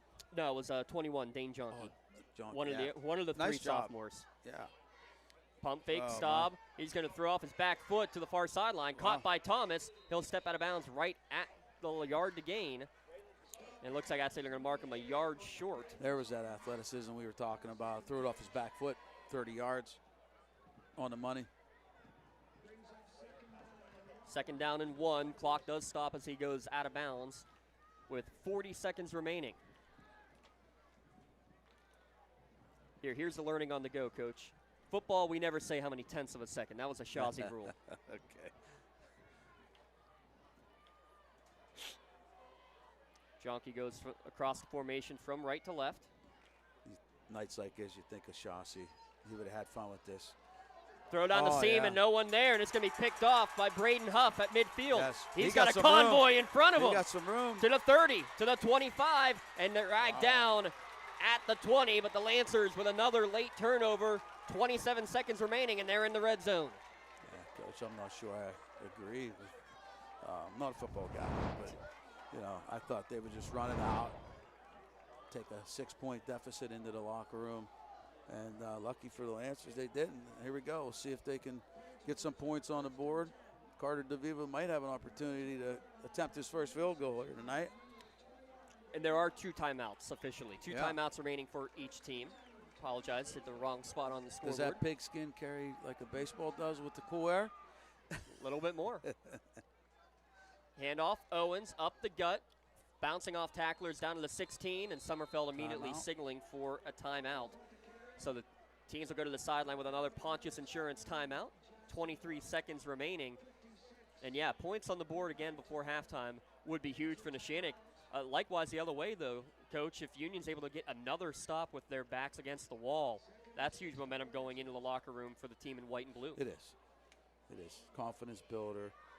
And really, defensively, they haven't given up a big play. Couple, 10, 12-yard plays, but not the big one so far, either team. While we have a moment, got to give a shout-out to Heather Walzer, Something for Your Wall. Pictures of tonight's game will be available on our website and on our Twitter page and Facebook, thanks to Something for Your Wall Photography. Nothing better than the perfect captured moment, whether it's the slide into home, crossing the goal line, that perfect dig, the concentration, frustration, the elation, all of the above. We want to give you something for your wall. Check out images of tonight's game at lcsportsnet.com and check out Facebook, search Something for Your Wall to see all of her great captured moments from tonight's game. Well, personal story there. She caught unbelievable moment of Coach Q and JA there that we got it blown up. It's on our wall. So that's the truth. It is something for your wall, isn't it? Oh, absolutely. Look out. Stanley gets hit. Ball just pops up in the air, and now the whistle blows. They're going to say it went forward for an incomplete pass. Stacy's on the field. We need to have just the camera on Stacy the whole time. When do you think replay's coming to high school football? You know what? I'll give it a couple more years before you get that in the playoff games. It would not surprise me. I would think postseason. Or even like, semis and championships possibly. Right. Could easily happen. Start with the championship. Absolutely. Get it in state championships Why and not? district championships With if you're the able to do it, technology. for sure. And when you're playing for that big prize, you never know, an inch here or there. Third down, throw over the middle. What a catch by DeLillo inside the 5-yard line, and there's your replay to see that one. They still have one timeout left. They're going to use it. They will use it with 11 seconds. What a play. Nice catch from the 16. They mark it down at the 4. Gain of 12. Lancers are now 3 of 7 on third down. We said early on he was going to get a lot of touches, and he's definitely been the main target. 5th catch tonight. Wow. 5 catches. Only for 26 yards on those 5 catches, but that's because one of them was a 5-yard loss. Yes. Still, though. Soft hands there. Yes. I thought it almost hit the ground. Pulled it back into the chest. Oh, you mentioned the instant replay, Coach. I mean, the fact that we can be getting the images that we're getting here, special thanks to our entire production crew, Aaron Vigiano and company. Oh, yeah. My man to the right here. I love that pregame. Getting everything. Phenomenal job with those pictures popping up. The starting lineups, yes, are incredible. All him. Our production crew just absolutely been phenomenal. Trips to the top of the formation. Neshannock out of timeouts. 11 seconds remaining. Has to be a throw, you would think. Summerfeld throwing the quick out, and it's going to be behind DeLillo, but he slides and makes the catch. Play. What an adjustment. I'll tell you what. What an adjustment for the 4-yard score. And what that kid's been through here in the past month, man, what a special night for number 8 and the family. He might have 3 different highlights for the play of the game, Coach, so far. Maybe in line for a player of the game. See what happens in the second half. That ball was behind him. He adjusted midair. It was also thrown before he came out of his break. Impressive play from the junior receiver. His 6th catch of the first half. Now going for 2. It's DeLillo in motion. Fake to him. Cam and got it. Owens is in there. Untouched. Owens on the conversion makes it 20-6. A big score late for the Lancers. They lead by 2 scores before the halftime break. Let's take a quick break ourselves. Be back in a moment. It's the Lawrence County SportsNet, powered by LCAP. Whether you're hosting a big party, it's family dinner night, or you just need a place to go and watch the big game, the Crane Room Grill is the place to be. Need that something special for your upcoming event? Ask about the CR Brewing Company's custom brewing options to give your big day that personalized touch that your guests will never forget.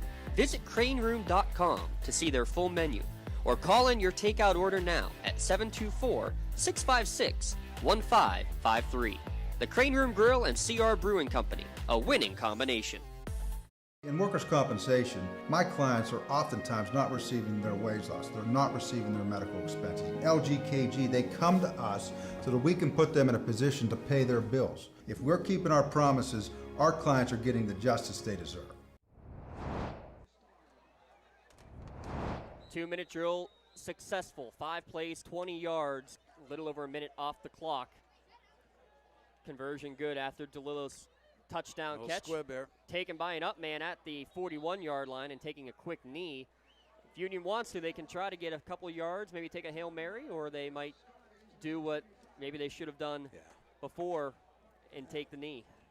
I mean, it's easy to it's easy going right now, maybe. It's easy to second guess, obviously, Coach. And yeah, absolutely never second guess a coach. Just the way the momentum's going, though. all fingers point to take a knee, get into halftime, see adjustments you can make, and go from there. Remind you again, coming up here at the halftime break, we'll have the full marching band performances as well as the Trib Live High School Sports Network halftime show. And it looks like Union's going to at least see what the defense has to offer. Maybe try to make a play. Handoff up the gut for Stanley. He'll get a gain of 3 yards out to the 43, and that'll be how the first half comes to an end. Couple of late scores in the final 90 seconds of the first half gives Neshannock the 2-score advantage, 20-6 at the halftime break. Right now, we'll send it to the Trib Live High School Sports Network halftime show. Don Rebel and Chris Harlan, and then we'll bring you back for the Union marching band. 20-6 at halftime on the Lawrence County SportsNet.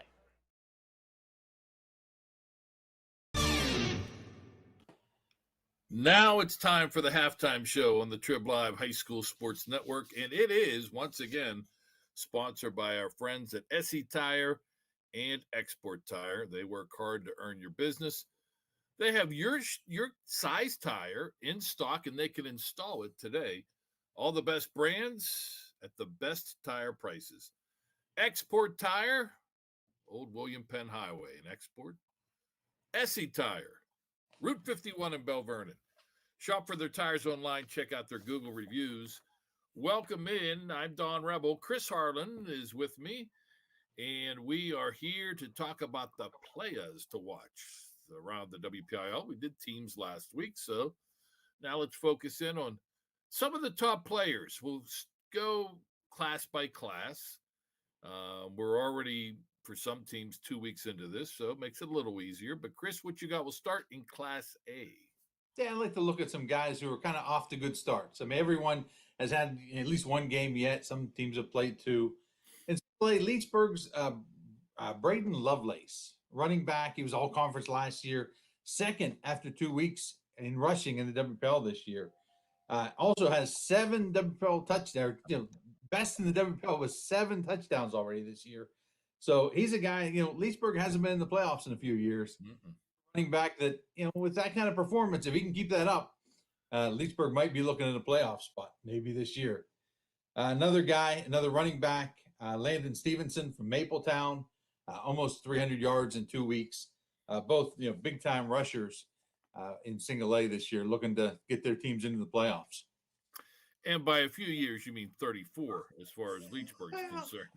I tried to make it, not so harsh. But who's counting? So,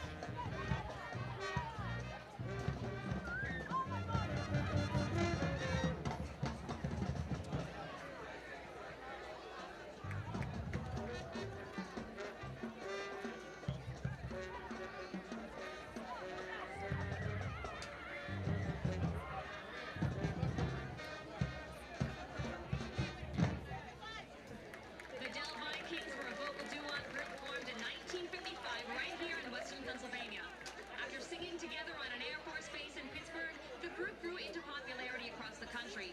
The Scotties will be playing their most popular hit, Come Go With Me.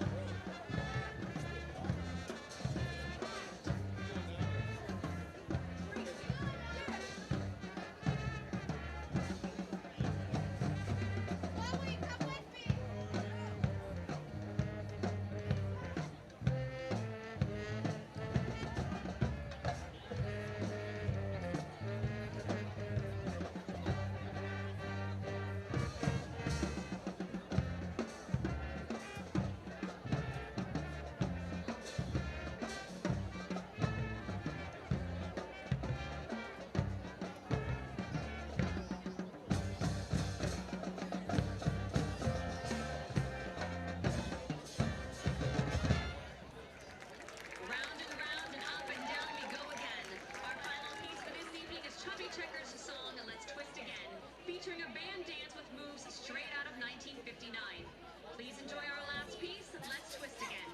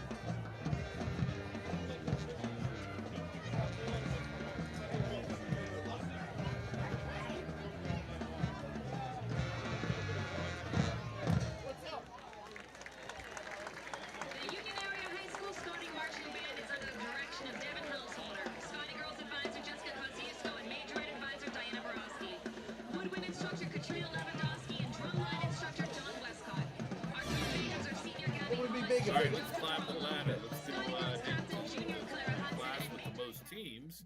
How many top players are there in 2A? Yeah, another big time rusher right now, leading the WPL in yards. Waynesburg's Braden Woods. He's a guy that came into this week with 466 yards on 50 carries, 5 touchdowns already just in the first couple of weeks. So he's a guy definitely, as you watch that Waynesburg team this year, see him if he can keep piling up those numbers. Only a sophomore too. Yes, he is. Another couple names to watch this year, teams that are on the rise. Stowe Rocks with their quarterback, Josh Jenkins. He's a quarterback. He's a wide receiver. They move him all around. I know his coach compared him to Cordell Stewart at one point. You know, I don't know if any high school kids today know Cordell Stewart. Maybe a more recent comparison would be Taysom Hill from the New Orleans. But, you know, he does both. He'll line up in the backfield, play low receiver, does a lot for them. Pharaoh Fisher, a wide receiver, defensive back for Sarah Catholic. Another big-time playmaker that's looking to get Sarah Catholic over the hump this year and get a good run from them. Yeah, they had a nice season last year. He was a big part of their success in 2020. All right, Class 3A. Yeah, 3A, you got to talk about the talent at Central Valley. Yep. They've got a running back there in Landon Alexander. Some people might know him from Friday Night Tykes, the TV show that was on a number of years ago, showed little kid football players in Beaver County. He was one of the stars of that show. He was a running back on there. Now he's a star running back in the WPIL. Coming into his senior year, you know, back in the summer I talked to him and he said, hey, I'd love to rush for 2,000 yards this year. That's a big number. I think he has the talent to do that. The only question is, will he be on the field enough to do that this year? Because Central Valley's just been beating people by so much. That's their tradition last year. Another good team this year. And he's running behind Sean Fitzsimmons, lineman there who made the pit, two-way lineman who could be the best in the WPL this year. If you look at a couple other quarterbacks in 3A, Nick Buckley at Keystone Oaks. It seems like Keystone Oaks coach Greg Perry always has a quarterback there who's doing pretty good, and that's his guy this year. And Nate Harper at Avonworth, off to a good start. Another quarterback who could do big things in 3A this year. Check out the archive edition, our small school preview for week 2, the Rebel Yell podcast. Greg Perry of Keystone Oaks talking about Mr. Buckley from earlier this week. All right, when we return, 4A, 5A, 6A, players to watch. It's the halftime show sponsored by Export Tire and SE Tire on the Trib Live High School Sports Network.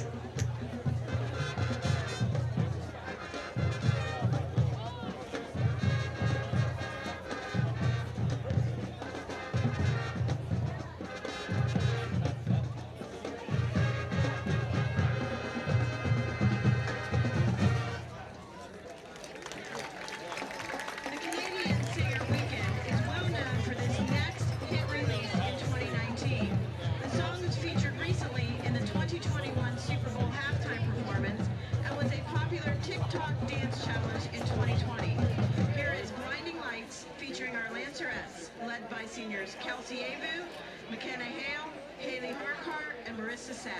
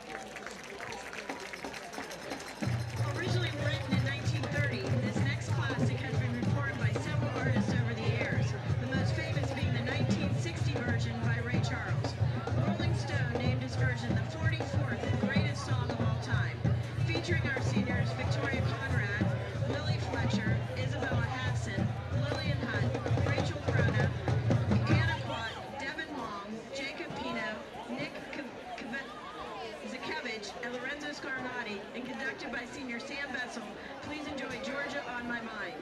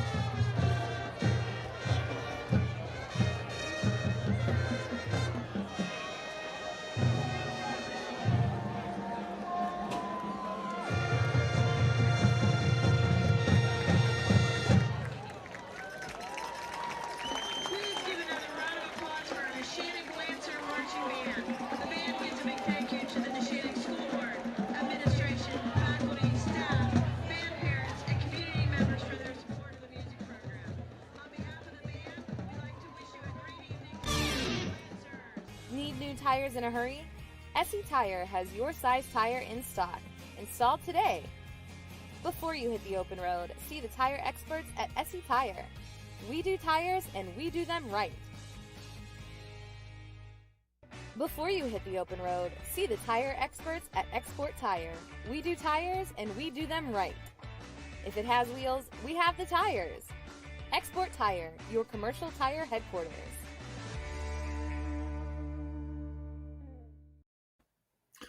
Halftime show continues, week 2 edition on the Trib Live High School Sports Network with Chris Harlan. I'm Don Rebel. We're talking about some of the players to watch for this 2020 season. We left off Christopher in Class 4A. Here's a name that we've talked about, it seems like, for many years and every season. Rodney Gallagher from Laurel Highlands. He's a two-sport guy, basketball, football. You know, he could play either one in college. He could play both in college. He's got colleges out there wanting him. Already a good start to this year. He's playing quarterback for Laurel Highlands. Came into tonight with 5 touchdowns, 270 yards rushing as their quarterback. Again, only a junior. A big-time talent on both sides of the ball, and definitely a name to watch this year in 4A.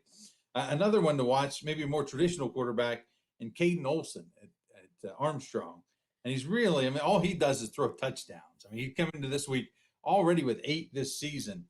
If you go back to last year, in 10 games, he's now thrown 31 touchdowns.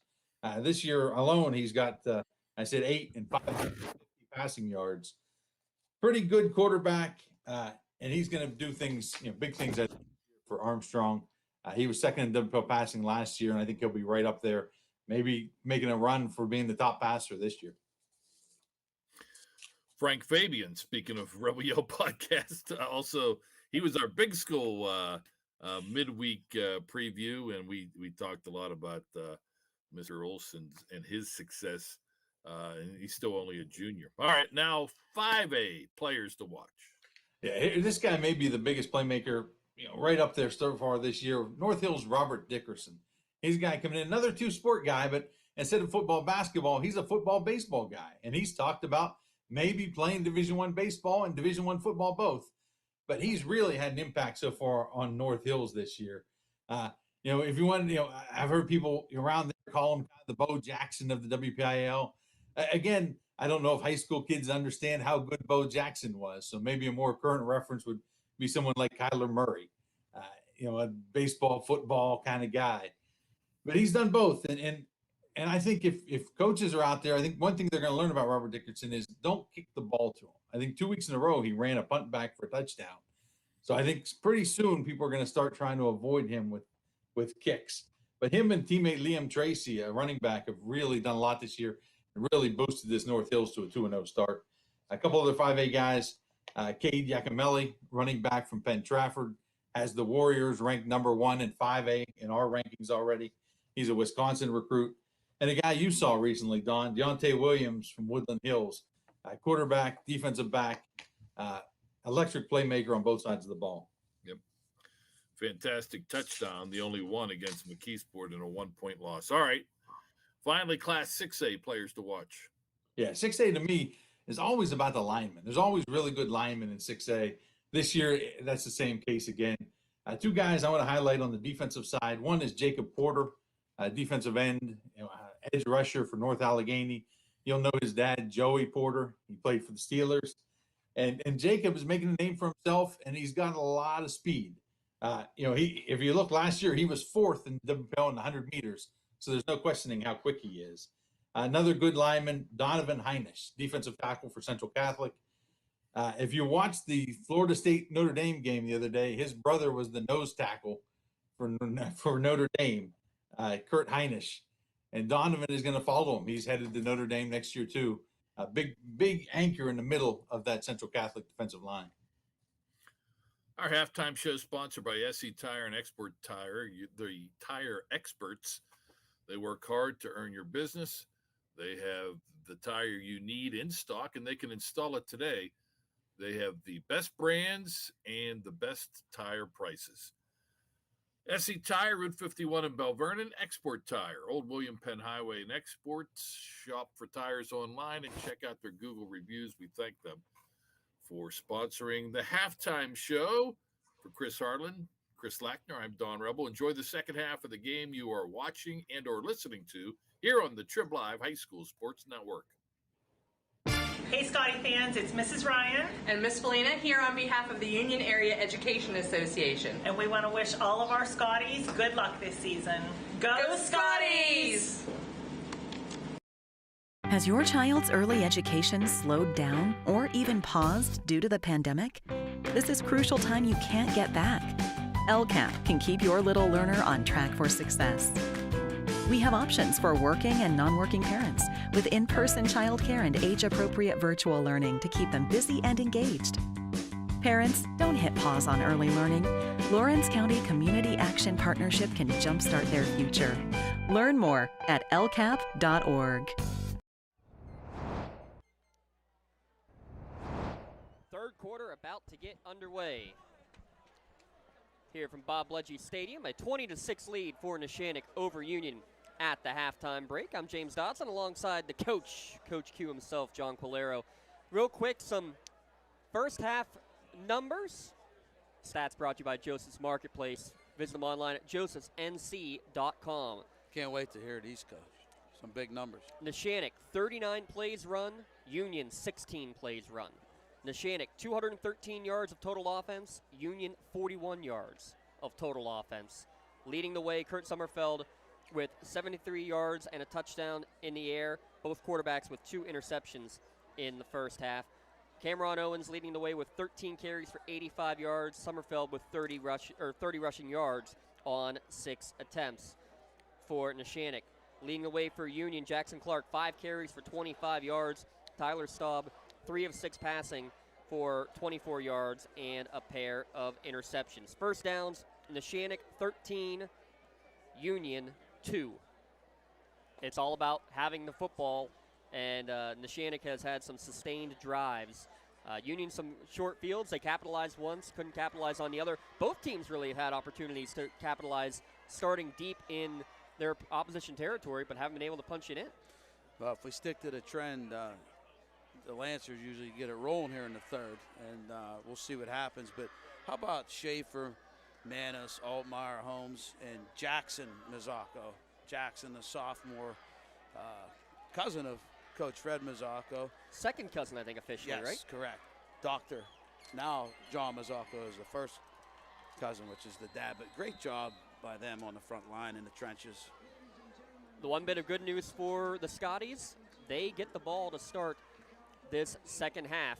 High short kick, again, is going to be taken by the up man. That's Braylon Thomas at the 25-yard line. Tries to cut to the outside, but well contained. And it's Ronnie DeMace who makes the tackle at the 30. So we'll bring out the Union late offense. Flag, and that's not the way. It was hard hitting, but relatively clean first half. I have unofficially 3 penalties for 25 yards for Neshannock and no enforced penalties against the Scotties. Might have been on the first couple drives, those penalties for Neshannock. Couple holds, yep. Couple of holds and a delay of game. I wonder if WPL champ coach Bill Sanders is in the house. You know what? I actually got a message from Coach Sanders this afternoon. Okay. He said, when does he get his chance to be in the broadcast booth? He wasn't asked. I think he should have been ahead of me. Well, we'll have to make that one happen, Coach. What a job him, Jason Burks, and Andre Jones did with the Scotties, taking them over the top, picking up and making history, Coach. They do a phenomenal job out there. Yeah, it was the first WPL championship in Union baseball history. Many of those that were in the starting 9 are out here this evening. And one main one, Jake Vitale. He had a chance to beat anybody in the Whitfield, that kid. No-hitter, 12th strikeout performance in that championship game. You wouldn't even know it, that humble of a kid. Handoff coming near side after the personal foul against Neshannock. Neshannock was in the backfield, Coach, on that, huh? Take your pick on who you want to give that tackle to. 5 or 6 red jerseys around Clark, a loss of 2. They made a push there. They were probably 3 yards back. Tell you what, that Union baseball team too, Coach. I mean, you lose Vitale is a big key to it, but they got a lot of players back. It could be a nice spring for Lawrence County again. You know, starting with them and the Canes. And Coach Billy Cook, I believe, is in the house here. Another history maker. Throw in Shenango, a great year. A couple of big players that should be back. They got the pitching staff, Coach. Cameron, Monday and Campoli. Tuesday, guys. Zach Herb and Tino Campoli. Back to throw. Throw in the flat to Clark, and again, all over it. Second man in there is Ryan Huff. I believe it was Ionelli who held him up on the far sideline. No gain on that completion for Clark. Tyler Kamer committed to YSU. One of the best hitters I've ever seen and coached and been around. One of the, again, a smaller player. I don't know where the power comes from with that kid. He got in the weight room. He got after it, and the ball's flying. And you can't throw it near the plate. You should have had a couple of home runs. I believe it was the state semifinal game where he was. It was robbed on one second, of them. Yeah. Spreading it out here a little bit. 3rd down and 12. They're going to send Mark Stanley into the flat. Try to set up the screen. Finds Clark, again. but it's well read. Ionelli will get it for a 3-yard loss. Wow. They'll get forward progress back up to the 42, but a loss of 1. As Lee Corso would say, not so fast, my friend, right? Man, they ran the same play earlier. I think they picked up 13, 15 yards. Ionelli stayed there, and again, I'm sure that adjustment was made by Coach Fermi in the locker room at halftime. 4th down, punt team on the field. Huff and Owens standing at about their own 28-yard line. A 3-and-out to start the second half. Not the start they wanted here. And barely getting the punt off. Thomas taking his time. Late fair catch signal called for by Owens and made at the 30-yard line. Got a player down. Boy, that doesn't look good. You know, that was a non-contact. Unfortunately, I've seen that a couple times. Hopefully he just sprained it, but he's holding his knee and kind of just went down and buckled. What number is that? Want to make sure of it. Looks like it is Dane Jonke. Man. You hate to see that sometimes on the turf. And Coach Rob, yeah, he knows it as well. I know. They're going to tend to Dane Jonke. We're going to take a break while we do so. We'll be back in a moment. It's the Lawrence County SportsNet powered by LCAP. Whether you're hosting a big party, it's family dinner night, or you just need a place to go and watch the big game, the Crane Room Grill is the place to be. Need that something special for your upcoming event? Ask about the CR Brewing Company's custom brewing options to give your big day that personalized touch that your guests will never forget. Visit craneroom.com to see their full menu, or call in your takeout order now at 724-656-1553. The Crane Room Grill and CR Brewing Company, a winning combination. For 20 years, Melee Chiropractic has treated athletes of all ages to help them get safely back to the top of their game. Melee Chiropractic has 3 full-time doctors in their office, and all 3 are former area athletes who have had to battle injuries throughout their careers.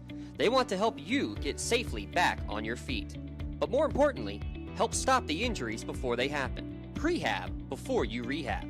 Attention all high school student athletes. During your sports season, a $25 visit to the Melee Chiropractic office includes an adjustment and or all therapies necessary. From the athletes of tomorrow to the weekend warriors and everything in between, let Melee Chiropractic keep you in the game. For more than 120 years, people have relied on Martindale-Hubbell's preeminent rating to select their attorneys.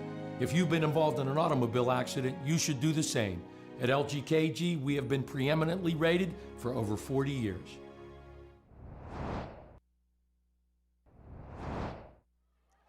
Well, the good news is Dane Jonke is up and making his way off the field. Bad news is that he is not putting much weight, if any, on that left leg. So he was grabbing at the knee after being injured on that punt return. Wish for a best hopefully wishes. it's Hate to see that. Hope for all these young athletes. Short and speedy recovery, hopefully for Dane. Kids playing his heart out there. While you have a moment, you see the scores going across the bottom line, our Crane Room score updates. Give a shout out to Nick Mariano giving us the score updates from out in Warrior Country. Nicky Mariano. I figured you'd appreciate that name. Listen, and how about these shifty moves getting to the outside is Owens, tackled by Vitale, and then there was some big-time blocks going on the outside, and basically Braylon Thomas and Johnny Huff have been going at it from the very first play of this game. Yes. And again. Getting fired up. Listen, Nick Vitale is everywhere. Did I say Jake, by the way? No, I don't know. I don't know. I don't think they care. That's how close they are. He is everywhere. He's everywhere. Nicky Mariano, another great baseball guy. Phenomenal job with Mohawk. Look out for them this year. Yeah, they have a lot of players back as well. Cooper Vance on the bump can beat anybody. Throw in J.C. Voss as well. Big hole up the middle for Jackson Billick. Jackson Billick. Ball's loose at the end, ripped out. Union thinks that they're on top of it. Yep. It's going. Excellent. Union football, still no signal. Right. Oh, they're saying he was down. Oh, my. They're saying he was down, and I'm not sure about that one, Coach. Stacy's all the way out to the.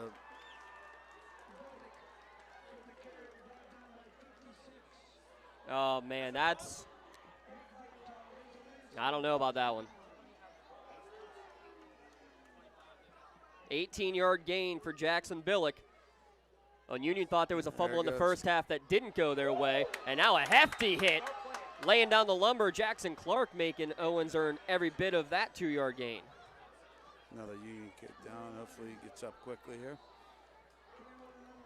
Player was sandwiched in the middle after a gain of 2 yards. Yeah, Union thought the Mark Stanley fumble, they wouldn't look back at their replay. They were telling me during halftime that the knee was down, down before that fumble, and that led to the big score that doubled the Neshannock lead before the halftime break. So we'll have to check the archives to see if our cameras agree with that, Coach. But you know, that might be two bad breaks. With today's technology, these guys put a lot of time in on both ends. And, you know, again, this is non-conference.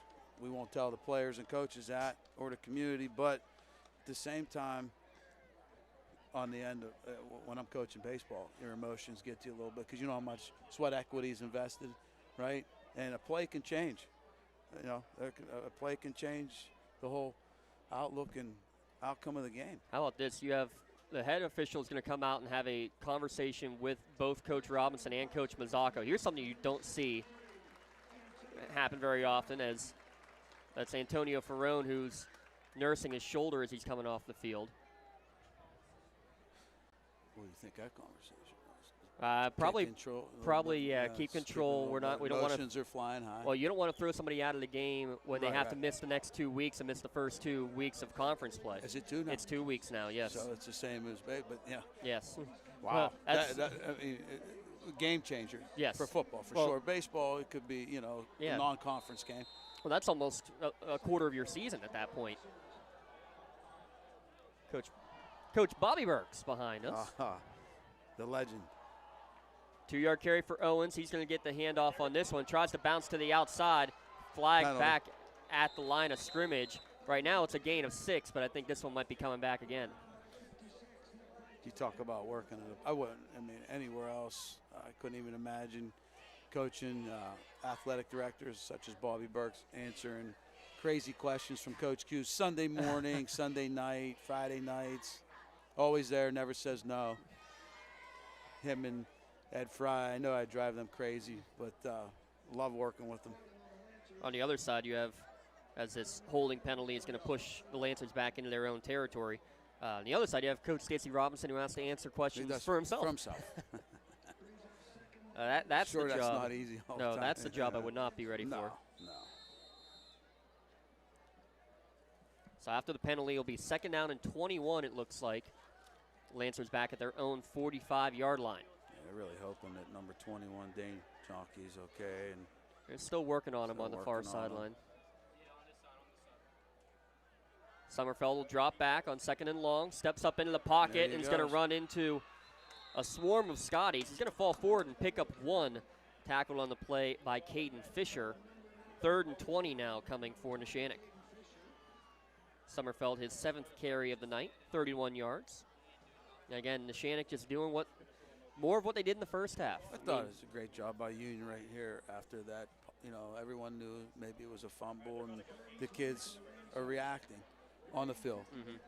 The body language, I'll tell you what, could have went a lot more south than that. I'll tell you, I was impressed by the way they've responded to that. 2 receivers each way on this 3rd down and 20 as we approach the midway point of the 3rd quarter. Summerfeld, quick throw into the flat, caught there by Bonner across midfield. Big hit made by, I believe that's number 8? Yeah, Lorenzo Mangino making the tackle. Union jersey, sometimes those numbers get scrunched up. Wanted to make sure, but Lorenzo Mangino is senior. Guess who was around big the ball tackle. again? Number 56. Gain of 6. Number 56, normally number 53, but yes. Nick wearing Big Brother's number here this evening. I don't know if they'll get off. They didn't get off. They didn't get off the field. I don't know if they saw it. I don't think it mattered. There's only 10 on the field right now for Union, so looks like they got away with it. Ball's going to go at the 13-yard line where it's down with 6:05 officially remaining here in the 3rd quarter. Remind you that call ahead and reserve your seat for after the game. The Crane Room just a few minutes up the road on Wilmington Road, or you can place an order for takeout or curbside pickup. Dinner, homemade desserts, even a crowler to go.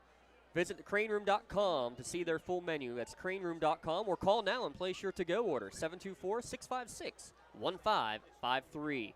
Crane Room, proud sponsor of our out-of-town scoreboard. See those scores intermittently off and on that bottom line. Thank you to the Crane Room and all of our sponsors for everything they've done to make this Lawrence County SportsNet powered by LCAP possible. Oh, boy, here comes Pallarino. Staub's able to roll the other way, throw over the top, and just can't quite hang on to it off the fingertips of Mike Gunn. He's had a couple of chances at big catches that couldn't quite haul him in here this evening. The sophomore asked to do a lot. 3 sophomore receivers, and how about fellow sophomore after the play, Braylon Thomas goes over and pats him on the head. Says, get the next one. I think, I have a feeling those two have a very bright future in a Scotty uniform in all the sports. I watched Mike Gunn through that playoff run. I was extremely impressed, but not surprised at the pedigree that goes along with the Gunn family. How many freshmen do you see batting third in a WPL championship game? Snap goes great crazy. Pick up by the shortstop. Yeah, good bounce for Staub, and he's going to throw it away, but here's the issue. There's no receiver in the area. That's a fine play in the NFL, but that could be called grounding. There's no receiver in the area. There it is. Got a Lancer down on the far side. Yeah, he's getting up now. But he tried to get up, but I think he's just cramping maybe up. Cramping. But yes, this is going to be intentional grounding at about the 1 yard line, half the distance from the one. And that's, Coach, I'd love to see this rule change because you watch college players, NFL players, that is a perfect play to throw it away. Absolutely. Got outside, picked it up, got outside the pocket and threw it away. And threw it away. Doesn't matter Everything in high you're supposed school. to do. You must have a player or intended receiver in the area, no matter where you have thrown the football. He couldn't have played that any better. Yeah, he played that exactly what you would want to do, but in high school football, that is intentional grounding. And that'll be the first assessed penalty against Union, and it's going to put it at about the 1 yard line. Coach, I'm going to give a shout out to the Lunatics. And I'll tell you, our baseball players met at 6:30. Now we have like 28 kids in the fall. I believe the majority are there supporting their peers. It's great to see, but they were rocking as the Lancers come out in the second half. It was very promising to watch. There's not an empty seat here in the place, and there's not an empty spot around the fence around the majority of the facilities. As expected. So there's the... we talked about it. Yeah. You see Neshannock, and I don't know if anyone's even having a hard time out there catching a breath as far as even the two-way guys. Mm-hmm. They're so well conditioned. And yeah. You see it, and I think, again, the first two games, the third quarter in the middle about right now is when they start hitting the gas. After the intentional grounding, ball at the 1 yard line, 3rd down and 22. By the way, Jonathan Pallarino able to walk off under his own power. Just cramping up. Getting some water. Staub will go under center. Hand off to Clark, and he barely gets out of the end zone, but falls forward, and at least will give some room for the punter. Gain of 4 yards on the carry. But now Union 1 of 4 on 3rd down. It's going to be another 3 and out. And not giving the defense much rest. No. Well, with a 1A school like Union, that doesn't exactly mean too much. Right. Most of these players going both ways. And that's amazing. Let's talk about Union for a minute. There's all talk here in the last several years that it might not exist anymore. And they just keep the success builds with what they have. I think it's really awesome for the Union community. There's people there that won't let it go. They're not going to let Union die. I mean, look at the year they had. Stanley with basketball. Naturally, we talked about the baseball team, and here we are. Stacy Robinson's 2-0, and they can make a little run maybe in single A. Single A is a little wide open. We don't know what to expect. Clareton not off to a great start. They had another tough game tonight. Rochester, he's back. Gene are they back to the? They should be pretty close to where you would expect them to be. Sal Laurie's a real good running back. He's got a couple touchdowns tonight. They turned it around in hoops. Yeah, they did. They had a lot of young talent. Baseball's back a little bit, probably stronger than they have been since we were in the conference back there. Were you in the conference with Rochester? For 1 year? I was not. Nope. No. My 4 You years. were with the big dogs. My 4 years were the 4 years in Double-A. Riverside every year, huh? Yes. Hey, you know what? I'll say this. Outside of the county. The claim to fame that I'll still remember was our team was the first to win a section title at Neshannock baseball, not in the smallest classification in the state. So we'll hang our hats on that. Oh, man. So after that team there brought it every day. It's fun times. At Hess. You didn't need the turf. We tried to come every day at Hess. So after that Pontius Insurance timeout by Union, it'll be 4th down and 18. And Braylon Thomas to punt in the shadow of his own goalposts. High snap, and he's going to have to try to take off and run, see if he can try to boot it on the run. He does. What a great play by the sophomore. Phenomenal. Caught at the 37-yard line by Owens, and he's going nowhere. In fact, a flag thrown, and that's going to push it back even more. That could have been disastrous for the Scotties. That was special. Flag back at the snap as well. Thomas, what a play. You know, last week he had a I similar thought he was going play. to kick it left-footed. Wait, that was phenomenal play. Well, that's the thing, too. He was rolling to his left, wasn't he? Yes. Yes. Wow. It's one thing to throw going to your left. To kick it? And he got it out. He got it off.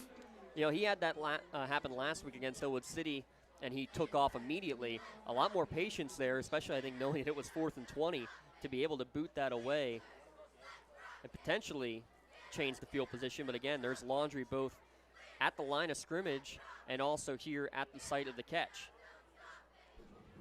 Pass interference? What? Well, he gave a pass interference signal against Neshannock. I'm guessing that was blocking the back. I'm assuming it's what he wanted. But also a personal foul against Union. Those penalties offset, and guess what? Mr. Thomas, you got to do it again. Oh, my. So because the personal foul happened before the kick and the block in the back after the kick, I believe that means you have to completely wipe it out. So Braylon Thomas will look to boot it away again. And I think Coach Robinson's asking the same thing. Why is it not a 15-yard mark off one way and 10 the other way? Now, while they get that sorted out, remind you, coming up after the game, we'll have our LCAP Player of the Game, the Lawrence County Community Action Partnership. They're dedicated to enhancing the quality of life within Lawrence County by eliminating and preventing the causes and effects of poverty by mobilizing and directing resources to educate, assist, and promote self-sufficiency. Visit them online at lcap.org. That's LCCAP.org. LCAP, changing lives. And Tom Scott, huh? Wow. You can't thank him enough. No. And it goes back to we coached both. I coached both of his sons. TJ on the state championship team. Chris bringing energy. Awesome athlete, playing all the sports. But anytime we needed to use the facility at Ben Franklin, it was wide open.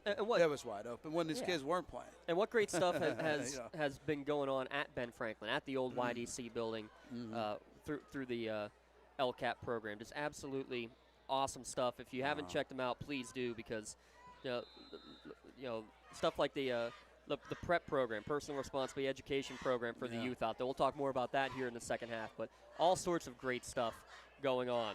End over end punt. It's going to bounce up to 35 and take a great Scotty's bounce across midfield.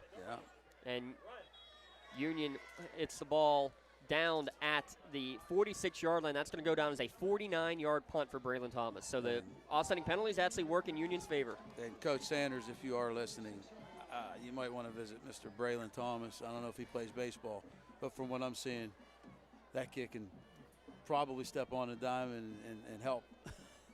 I still go back to that. He was rolling to the left, and he booted it with his right foot. Right there, what was the yardage on that? That was a 49-yard punt with the roll. And it went about 30 out of the yards. back of the end zone. 30 yards in the air, right. Then an extra about 20 yards on Sophomore. the bounce. Handoff coming near Weaver? side is Weaver. His first carry of the game. This kid is electric. Boom. He's down electric. Down to the 30-yard line, gain of 24 yards. And you can, not only does the team come alive, the crowd comes alive when Peyton Weaver touches the football. I think Coach Mo saves him for that second half. Sure feels like it. Those guys are a little tired. You listen, you better grab on to that kid because he's going to run with you. He's explosive. Didn't realize he was that fast on the outside. 5'8", 175-pound junior. He again lines up to the left. Fake to him. Second man through is Billick. He's upended at the 27-yard line. Falls forward down to the 25. Clark on the tackle. Goes back to that. In the blast furnace, Coach Mark Flex Kaiser got those guys believing they could do anything. The time that they put in with all the coaches there. I know anytime that we're at the field and we see those guys, even though I believe Mark runs the weightlifting, every coach is in there. They're building a family in there. You know, it's just more than weightlifting. You know, these guys play for each other. 2nd and 5. Fake to Owens. Summerfeld will my. keep. He's in Look the at him. red zone and more down close to the 10-yard line. He's still going. And he'll plow down right at the 10. It'll be 1st and goal as Neshannock has again entered the red zone. You should check out the red zone as well on Wilmington Road for all your county sporting apparel needs. Custom apparel, embroidery, sporting goods, and more. TheRedZoneSports.com. Score big at the red zone. 15 yards for Summerfeld on that play. And it is all about the family mentality. And I want to ask you a little bit here about the sharing of athletes. We'll save that for after this drive. Sure. But always a big part of it at the 1A and 2A levels. Owens up the middle, breaks away from one, and he's going to get into the end zone for the 10-yard touchdown. Cameron Owens goes over the century mark on that run as well. 10 yards for the score. Neshannock now with 26 unanswered, extending their lead. I got to find the stat for that third quarter, what they've done thus far in 3 games. How many points in the third? They come out of that locker room and look out. Well, they did score more first half touchdowns Right tonight than they did all year so far, and DeVivo puts it in for his first attempt of the night and finally gets one to go. 27-6. Right down the middle. That one was good from 40. See if he gets a chance from 40 this year. Right now, Neshannock, the 27-6 lead, 3:11 remaining in the third quarter on the Lawrence County SportsNet, powered by LCAP. When a team needs to discuss their next move in a big game, Coach calls a timeout. When you need to discuss your next move after your latest life endeavor, let Ponce's Insurance be your coach. At Ponce's Insurance, how we serve you is as important as the insurance we provide. Protecting those you love, the business you built, and the things you've earned. That's our job. At Ponce's Insurance online at poncesinsurance.com.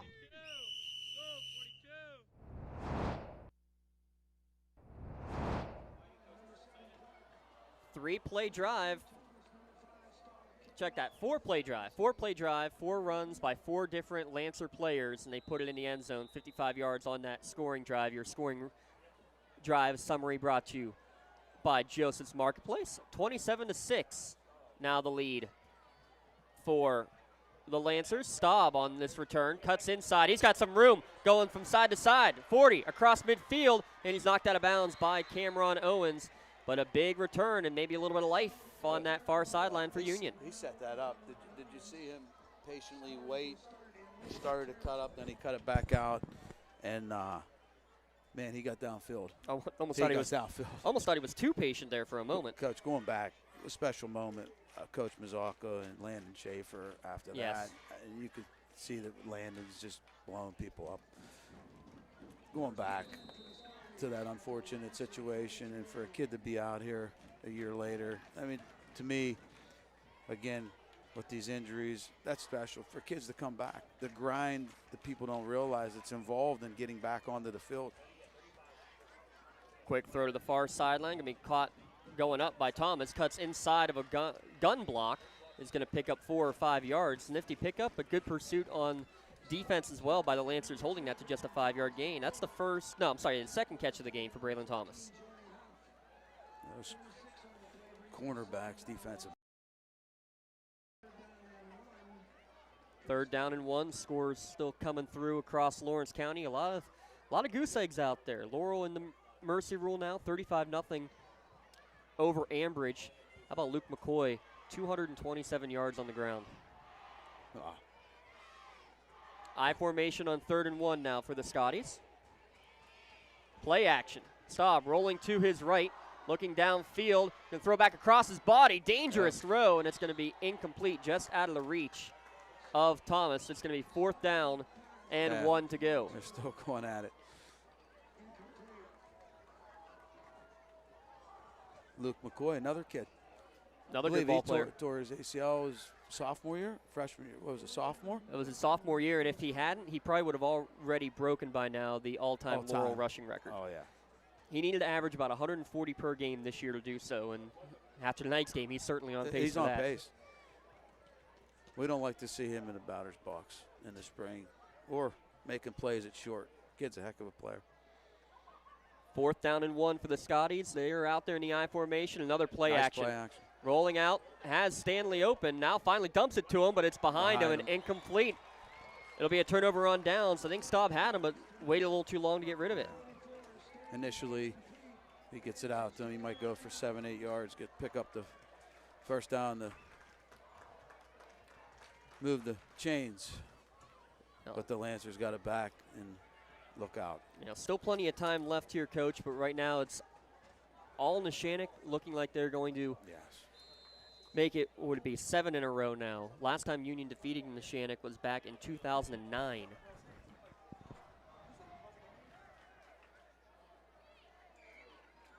Sommerfeld throws the flat, caught low by DeLillo, and he bounces off a couple of tacklers out to the 41-yard line. He's had a heck of a game. His 7th catch of the game.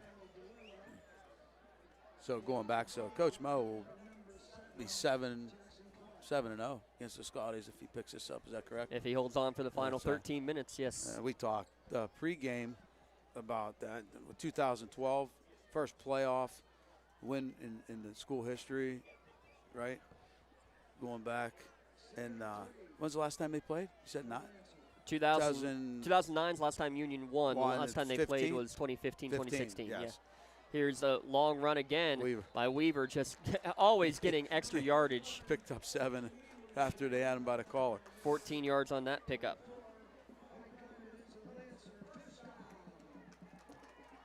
And again, multitude of athletes coming in. But sharing the athletes, Coach, you guys have to do that a lot between the basketball, baseball, and football programs. How difficult is it to be able to coordinate these athletes maybe with multiple practices and stuff in the off seasons especially? Honestly, it runs so smoothly. We have a system now, and again, there he goes again. Weaver power football. He's picking up. He's got 3 carries, 3 carries, 3 first downs. That one for 10 more yards. So I wait till John Corey goes on vacation every year, and when he's soaking it in on the beach, I send a text, when are you going to practice in the fall? This year he beat me to it. Sent it to me. So we work together. I want my kids to go lift with the football team. Like, again, they come back bigger, faster, stronger. We'll continue that story at the end of the third quarter, though. It's all Neshannock, 27-6. They lead over Union. We'll be back in a moment. Lawrence County SportsNet, powered by LCAP. When the high school season heats up, make sure you have the best gear to support your school. Head to the Red Zone on Wilmington Road in Neshannock for all your county sporting apparel needs. From sporting goods to custom apparel to embroidery and more, the Red Zone has it all. Quality gear for all 8 schools in the County of Champions. Stop by and enter the Red Zone or visit them online at theredzzonesports.com. Score big at the Red Zone. Hey Scotty fans, it's Mrs. Ryan and Miss Felina here on behalf of the Union Area Education Association. And we want to wish all of our Scotties good luck this season. Go Scotties! See if we can pick up the Lancer marching band here. Well, listen, I believe that Hang is on my one man. sec. There. Yep. Is that my man Jacob? That is. He's rocking the house. Little jig, too, from the Lancer drum line. Had to make sure we got that one. Baseball guy. Got to throw it in there. Again, we saw the athletes who were in the band. I mean, obviously that's something that's near and dear to my heart. There he goes again. Right. And, I mean, you love seeing that. You saw Antonio Ferrone had a 50-yard interception return. Boom. 50-yard interception return for Antonio Ferrone. You got Jacob, a baseball player. Jacob Walzer out there running the drum line for Neshannock. Love seeing athletes on the field playing the arts and the instruments, too. And how about an instrument? The legs of Cameron Owens are their own musical instrument, and it's music to the Lancers' ears. Another long gain into the red zone. He's in a different level. He's at a different level, Coach. But back to sharing, the athletes. Jacob comes to band every day, and he walks up for a 3-hour fall practice. But we work out the schedules, Coach, and, our baseball players go lift. Freddie gets them stronger. We'll wait till this play's over. Power set again in the pistol. It'll be Weaver right up the gut. Gone. He's got 4 touchdowns on the year now. 17 yards on this one. Untouched. Unreal. How about again, goes back. We got to give a shout out to Schaefer, Manis, Altmeyer, Holmes, and Jackson Mazzocco. They're opening it up for the backs, and the Lancers are rolling. Union led 6-0. Neshannock all the way since then. Sommerfeld to hold. DeVivo on to attempt the extra point. Low snap. DeVivo's going to pick it up, and he's going to get swarmed immediately. 33 unanswered. Kick no good, 33-6. We'll keep it right here on the Lawrence County SportsNet, powered by LCAP, and also on the Trib Live High School Sports Network. Remind you, up after the game, switch on over to tribhssn.triblive.com. Don Rebel and a cast of thousands have all the scores from tonight's games and the big recaps. Tune in at tribhssn.triblive.com for the scoreboard show. And with that as well, we'll give you the sneak peek. The recaps for this game and the Laurel game will both be available around 11 o'clock. So tune in at 11 for that and the round table to follow. Don Rebel always been a big proponent in WPIAL land. Over 20 years since he's been running the network. And Q, I know somebody who you've interacted with many times over the years on the coaching realm as well. Oh, yes. I'll never forget his son threw a gem and got us. I can't forget down at Burkett. I had a feeling that would come up. He had us so off balance, and he pounded the strike zone and got us. Never forget that. That one stung, Coach. That did. That was.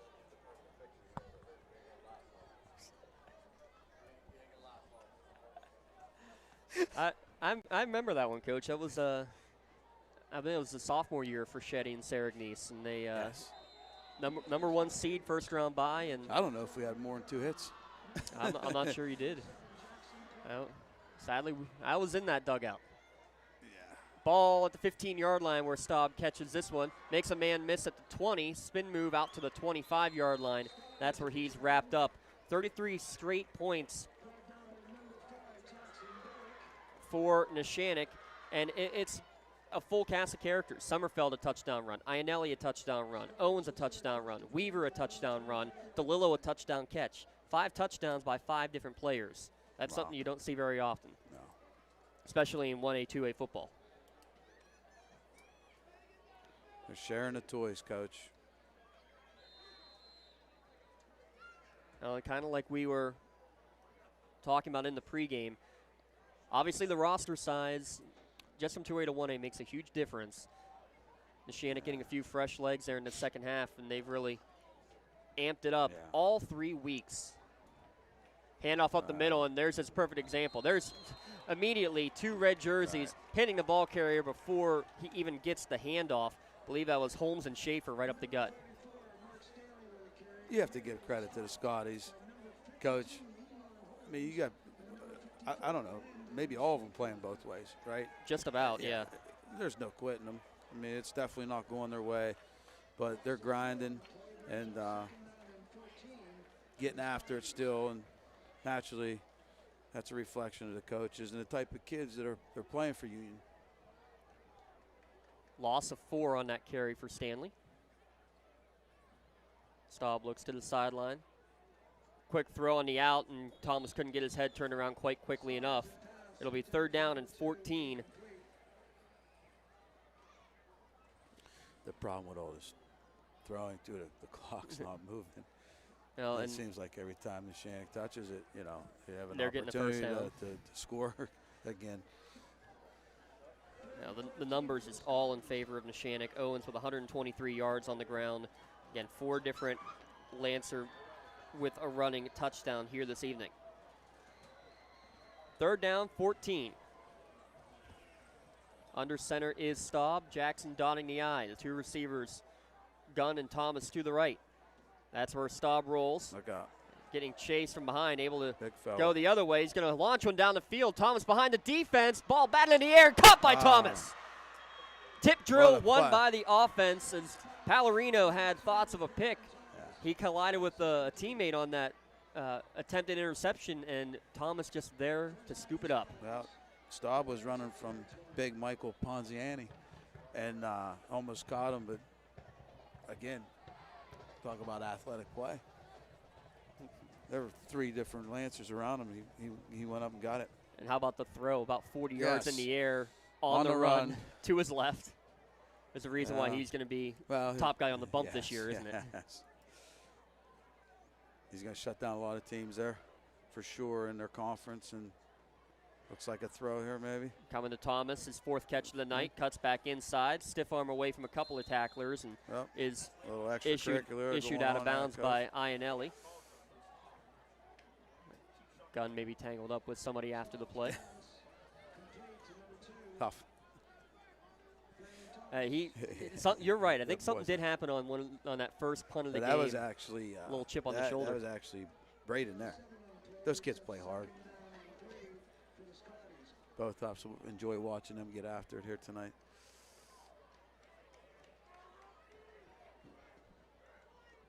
Union into Neshannock territory for the first time here in the second half.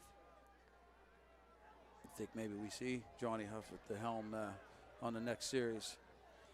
We might. Depends on what happens here. Another throw out into the flat. Bubble Caught screen. by Gunn. Big block on the outside by Jackson Clark, but I think a little bit too much of a block, and then a throw out. And there's a late flag out of bounds for the late hit. And now it's getting a little chippy back. And they got to make sure, again, we're talking about 2 weeks. It can be up to 2 weeks for a suspension if you get thrown out of a game for unsportsmanlike conduct. Let's see if these offset, Coach. Likely will. I think you're going to get a hold or unnecessary roughness against Clark on the first block, and then the late hit out of bounds on the far sideline. I thought I saw a 3. I thought it might have been Iannelli, but not entirely sure. So we'll see. It was 2nd down and 3 while they sort out those penalties. Remind you, we'll have the Maley Chiropractic play of the game after this one is all said and done. Attention all high school student athletes during your sports season, a $25 visit to their office, which includes an adjustment and all therapies necessary. Just $25. For full details, visit MaleyChiropractic.com. That's M-A-H-L-E, chiropractic.com. Let Maley Chiropractic keep you in the game. Coach Firm with his arm around number 31, giving him some direction. Gotta love watching that kid play there, huh? 31. I wonder if it was 31 who had the late hit. So a holding penalty and then the personal foul penalty. So this one, because they were both during the play, Coach, I believe will be marked the 10 yards off backwards and then marked the 15 yards forward. So they marked it from the 38. So that officially goes down in the weird rules of high school football as a 4-yard catch for Michael Gunn, then the 10-yard holding penalty against Union, and then the 15-yard personal foul penalty against Neshannock. And that's the one thing you got to say about Neshannock tonight. A few too many penalties, I think, for Coach Mo's liking. They'll be addressed tomorrow morning, if not tonight. I'm glad I'm the color guy. I couldn't do what you're doing. Be honest, Coach. Phenomenal job. It's been a pleasure here. That's too much for me. My ADHD setting in. Hey, it's a different color for every drive. After 6 years of doing this, you find little tricks that you like. It's only your first time at the helm. Throw off the back foot over the middle. Leaping catch made by Mike Gunn inside the red zone down to the 17-yard line. And again, just the magician in the backfield, Staub, making the throw. Going backwards. You can see the young gun, as I call him, getting comfortable. You know, he's a playmaker. Union with more first downs here on this drive than they have had in the entire game. By the way, Newcastle now leading Mars 40-14. Laurel in the mercy rule against Ambridge in their game. Great job for Coach Coward and the Canes. They're going to be 2-1, still a couple of games left. Yes. Staub again directing traffic, throws one up for grabs, and that one's going to be picked off right at the goal line. Johnny Huff waiting for it. He'll make the pick at the 1. Got a flag. Flag in the backfield, though. Roughing the passer. And if so, hold the phone. Mm-hmm.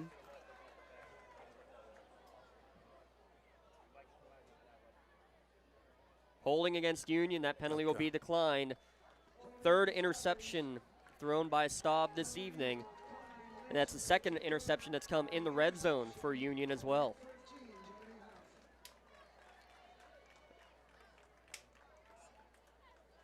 So Huff with the pick. Ball inside their own 1-yard line, but again, Union held off of the scoreboard. Coach, I'm glad I'm not picking the player of the game. Yeah, this is going to be a tough one. Plenty of options out there. play of the game and player of the game. We'll have to award on this one.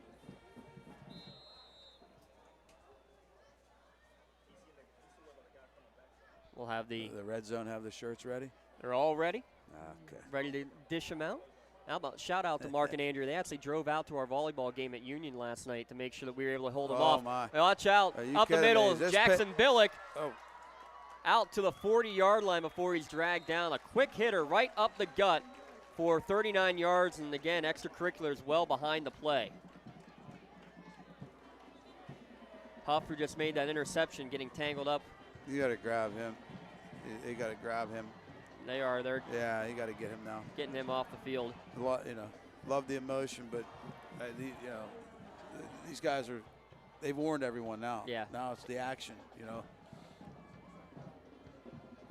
And he feels he's being wronged. I get that. Not sure what happened behind the play, but at the same time, you have to hold your cool because you can't afford to be thrown out of a game. And who's the guy calming him down? Wonderful to see senior Mr. Bonge. He's been doing this for 10,000 years. Oh, unbelievable. God bless him. He's in better shape than half the other guys out there. I saw him throwing some passes earlier. He's out here. He's out here with the quarterbacks before every game.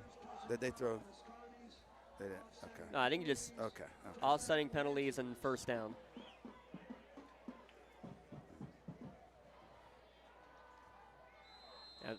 I think it was Clark who was tangled up. No, Clark's still on the field. Whoever was has gone off the field. So apologize on that one.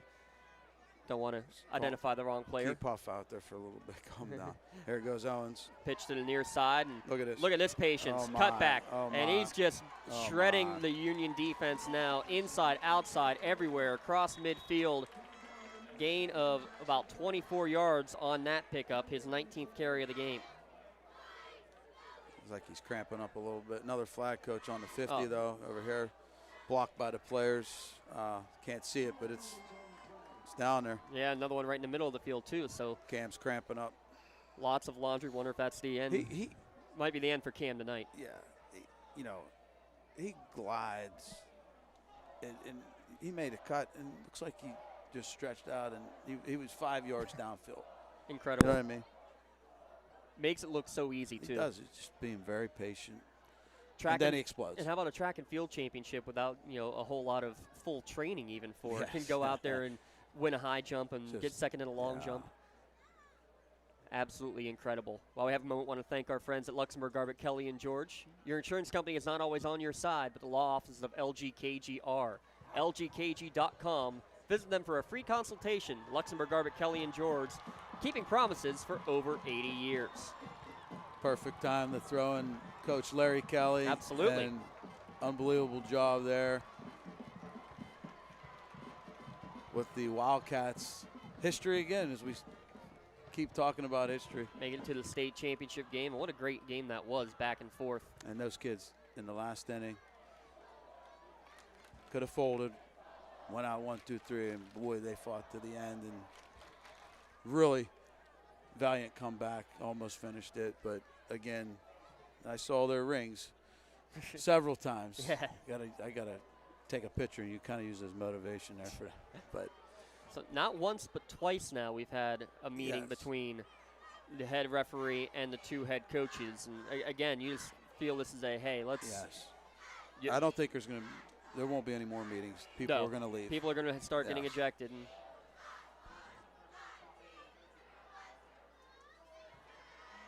And Freddie's telling them now, Coach Mo's telling them now, that's it. Yeah, like you can't mess around. Right. You can't afford to lose a player. And I think the officials, same thing. They don't want to throw anybody out. A shot out to them because they could have probably ejected a couple ejections by now. Absolutely.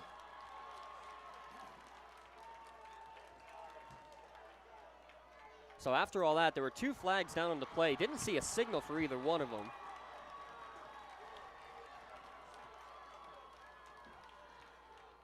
So the fan sections doing their part, supporting their team.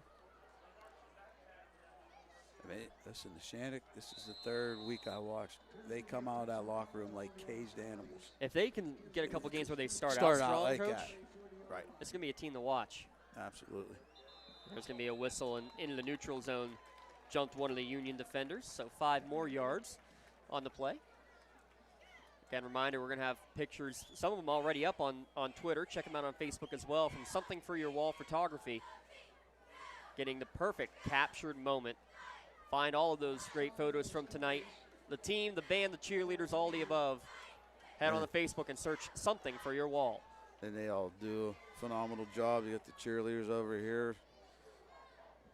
Put the jackets on as the temperature's dropping. It is cooling down for sure. Iannelli now in the backfield. He gets my. the run up the middle. Big hole inside the 20 to the 15. Wow. You're not going to get him. Wow. Touchdown, Lancers. You wouldn't want to run into that kid in full head of steam. Give him 35 yards, his second touchdown of the game for Matt Iannelli. The Lancers ground game unstoppable here in the second half.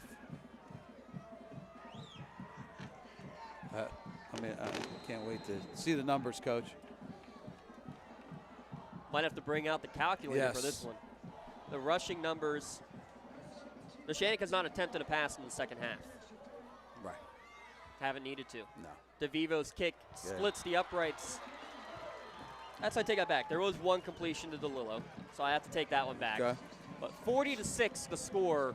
Neshannock all over Union. We'll be back in a moment on the Lawrence County SportsNet, powered by LCAP. Whether you're hosting a big party, it's family dinner night, or you just need a place to go and watch the big game, the Crane Room Grill is the place to be. Need that something special for your upcoming event?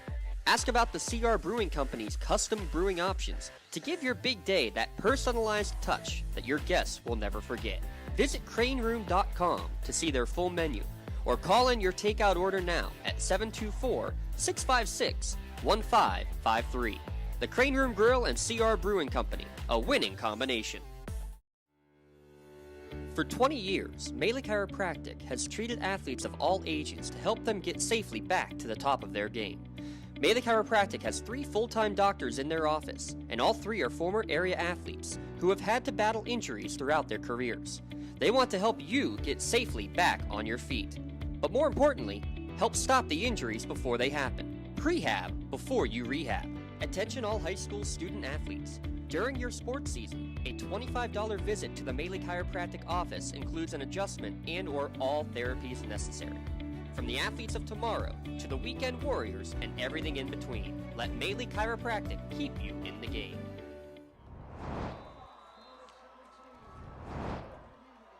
Carter DeVivo will boot it away. Another long scoring run for the Lancers. Kickoff taken by Thomas at the 30-yard line, looking for some space. Yeah.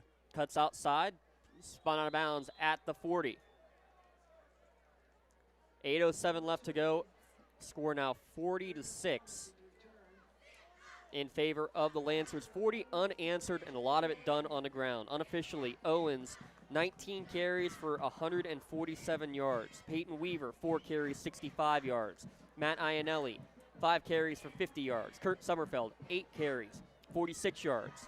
Jackson Billick, 5 carries, 68 yards. That's a lot of yards on the ground.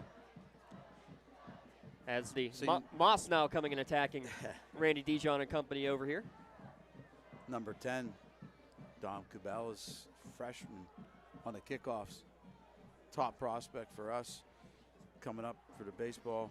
Can't wait to watch him grow. Couple good freshmen, sophomore coming up through. Another handoff for, nope, we'll have a whistle and encroachment called against Neshannock. Who won the annual fall World Series in the Red-Gray World Series? Or Coach, we're just getting started. Just getting started.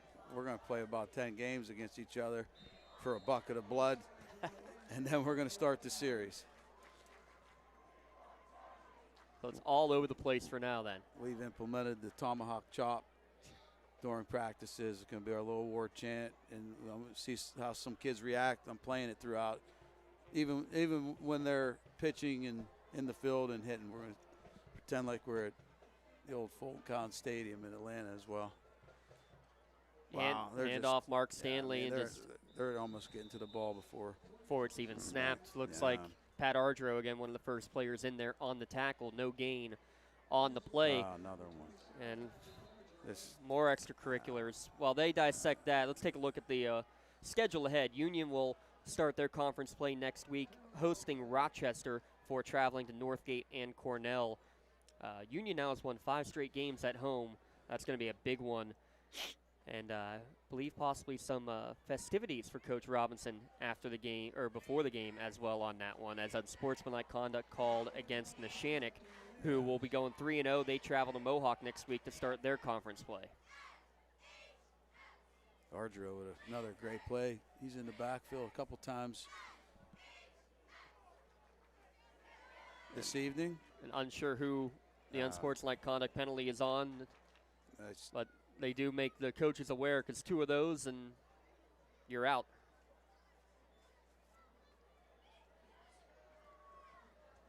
Next week on the Lawrence County SportsNet, we'll have to figure out the Friday game, honestly. A couple of good ones in the air. But we know for sure we're going to be doing a Saturday game on the road. We're going to travel up north to Greenville. Wilmington against Greenville on Saturday night at 7 o'clock. We'll have that at lcsportsnet.com.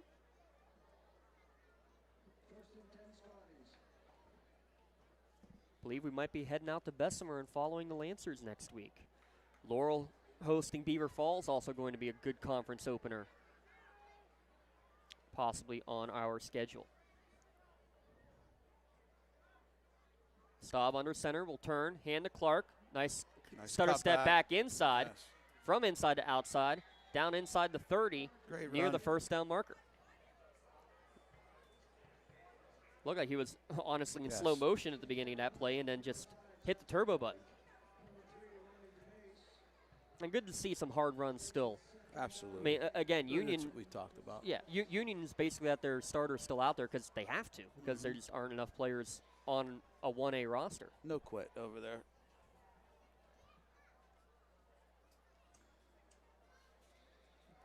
Again, to their offensive line, the Mason Benedicts, Nick Vitale, Antonio Ferrone playing both ways. You see Rob McCurdy, Shane Roper in there on the offensive line. Handoff this time in the backfield. I believe that's number 23, Eppinger, will lose a couple of yards. Wardman with a great play. Final score from Mohawk, 34-3. Rochester will be undefeated when they come to face Union next week at Sox Russo Stadium. Oh, yeah, Rochester next week. Yes. Coach McCutcheon's squad 1 and 2 to be hosting the undefeated Lancers 1 week from tonight. Up the middle, handoff going left side. Eppinger is going to get the first down. Needed 3, picked up 4. Nice run for the senior. Getting a couple carries late. Clock stops momentarily. We'll be back rolling again as we approach the midway point of this 4th quarter. But yeah, Carter DeVivo, kicker getting in on that. How about that? Hey, everybody's got He closed the gap. Everybody's got a big role. Not just a kicker out there. Not just a soccer player. Speaking of soccer, we're going to get some soccer action on the Lawrence County SportsNet in the next couple of weeks. I believe actually we'll be right here, not next week, but the following week for Neshannock soccer against Southside. Oh, my. Right up the gap and just nothing doing on that play all night. Stanley. That's 3 times on that play now that he's just been gobbled up immediately. He didn't go down. No, of course he wouldn't. Well, we have a moment. Got to give a special shout out to Coach Robinson, Coach Mazzacco, everybody involved with the staffs, Coach Canciello of Union and Coach DePorzio of Neshannock, those 2 in particular. Just real good about communicating with us and getting us projected lineups and everything to help us paint the picture for you here on the Lawrence County SportsNet. Week in, week out, always friends to us. Really appreciate everything they do.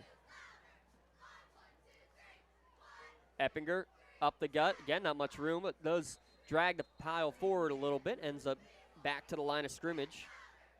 3rd down and 10. The clock now under 5 minutes to play. A couple new faces in there. Looks like Lucas Smith checking in. The big Lucas Smith. Number 28 also coming in, Jackson Biondi. Jackson Biondi, another freshman baseball guy. And how big to be able to get some of these absolutely freshmen some extra in a varsity time, right? game. They were supposed to have a JV game yesterday. I mean, tomorrow. And they canceled it yesterday. You know, and that's, I know how it is. I want to play 20 JV games. These kids probably thought they were playing all week, and then it's taken away from them. Now, how many 2A schools can get JV games, Right. you wonder even? Throw on the out to Mike Gunn, and he stood up. He didn't want to go down either. Tackle, no. Is that DeVivo again on tackle? Wardman, number 4. Open field tackle after a 5-6 yard gain. Here comes some more fresh linemen. 4th down, 6 to go. Ball at the 24-yard line. See if Union can muster one more trip into the end zone. I think that defensive backfield might be all freshmen. Well, this is their JV game now. Yeah. Staub under center. Going to throw on the out to Thomas. Shoestring catch, no. Can't hold on to it. Incomplete pass. It'll be a turnover on downs. Cubelis right there. Ready to make a play. Incomplete pass. So the 69th meeting all time between Union and Neshannock looks like it will go to the way of the Lancers. First time they played back in 1958, Union was victorious 47-0 in that contest. The most recent one back in 2015, Neshannock with a 54-12 victory there, and looks like they will come on top with 40 unanswered points tonight. And now Coach Mazzacco's Lawrence County record, 24-2. It's amazing. Think about the state of the program when he took over, and the rest is history. It's sometimes you don't want to say it, but almost the laughing stock of the football community in the area. Just too many bad years that just you could not get. You had a lot of winless years over the time with Neshannock, but that culture has certainly changed. And again, it's a mindset, and if you know Coach Mo, he is the most fierce competitor I ever played with in any sport, and he brought it here on the field. He brings it in the weight room. He brings it in team meetings, 7-on-7s in the summer, and the kids bought into it, and that's where we're at now as a program. So unbelievable job. I think we're going to get some fresh faces in there. Huff at the quarterback position is going to hand it off to number 10. That's Cubelis. Gets out close to the 30-yard line. 5-yard carry. Well, number 10 had to wait patiently. He missed some games because he was at the Pony League World Series. Yeah. And this is the first game I believe he's dressed, and he's out there getting some action, which is good. Let him work his way back in. Cabellis and Jake Rind, two Neshannock players who are part of that. Cabellis here gets. Who is that, number 20? That's number 20 for the Scotties. Caden Fisher making that tackle. Number 20, yeah. Again, still playing hard to the very end. Yes. And he's played hard from the first snap. Big kid. Oh, yeah. Big kid. Coach, you have most of these guys in class I do, eventually. I do, and that's one of the things I was going to say. Is a big kid, but also a very nice kid and a very smart kid. Love seeing that. I mean, you mentioned Antonio Ferrone, a kid who's playing on the offensive defensive line, playing in the marching band, one of the top in the class. Top in the class, academic. In the AP classes. Like those are the fun stories that we get a chance to talk about. He's going to keep it. Broken play here, and Huff's going to run it up the gut. Won't be enough for the first down. But a good pickup of 8 or 9 yards. Just well-rounded young man. That's what you love to see. Is again the multi-sport athlete, the person who does it in the classroom and out on the athletic competition or in the arts department, doing a little bit of everything. Got a Lancer down on the sideline. Hopefully just cramping. Looks like Finn Haggerty just checked into the game. He's going to go to the quarterback position. Another freshman. Is that correct? Yes. So Haggerty on 4th and 1 is going to hand it to Cabellis. Tries to cut near side, spins away from a couple of tackles and gets enough for the first down, and that'll be enough for Neshannock to ice the game on that 4th down conversion. One kneel down ought to do it. Tremendous run there. They had him in the backfield. Slipped away and kept fighting through. One knee should be all it takes, so they might give a opportunity for Haggerty to run a play at the quarterback position. He takes the snap, fakes the handoff. Finn will keep it himself, coming near side and wrapped up for a gain of 1 on the play. That should do it, Coach. That should be it. We have some hardware to give out as well. And again, I'm glad it's not me picking, Coach.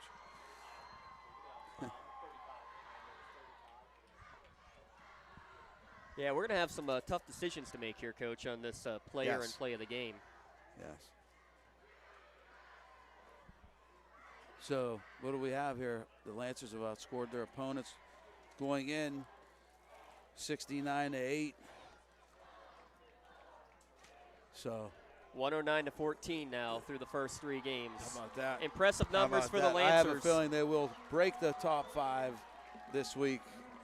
After this impressive performance tonight, 40-6 your final, Neshannock over Union. We'll be back in a moment to recap it and hand out some awards. Play of the game and player of the game upcoming when we return on the Lawrence County SportsNet, powered by LCAP. Trib Live High School Sports Network is the official video and audio streaming partner of the WPIAL. We broadcast over 2,000 sporting events each year and cover 17 sports in over 170 schools. At HSSN, you'll find the latest in high school sports news, live and archive broadcasts, scores, standings, and much more. Trib Live High School Sports Network, your high school sports leader. All season, every season. Wherever you're going, Axe can get you there. The bowling alley, beauty salon, and even the library. Axe can get you there safely. The grocery store, the pharmacy, and the bank. Axe can get you there comfortably. Going to work, visiting a friend, or just to relax at the park. Axe can get you there affordably. Axe is here to get you there safely, comfortably, and affordably. Choose Axe as your driving service and give us a call to schedule a ride. Whether you're hosting a big party, it's family dinner night, or you just need a place to go and watch the big game, the Crane Room Grill is the place to be. Need that something special for your upcoming event?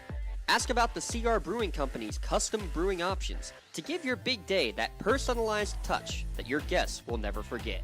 Visit craneroom.com to see their full menu, or call in your takeout order now at 724-656-1553. The Crane Room Grill and CR Brewing Company, a winning combination. Joseph's Marketplace is Newcastle's favorite family-owned hometown grocery store and coffee shop. Fresh meats and produce, full-line deli, homemade foods, and much more. Joseph's Marketplace has hot foods prepared every day.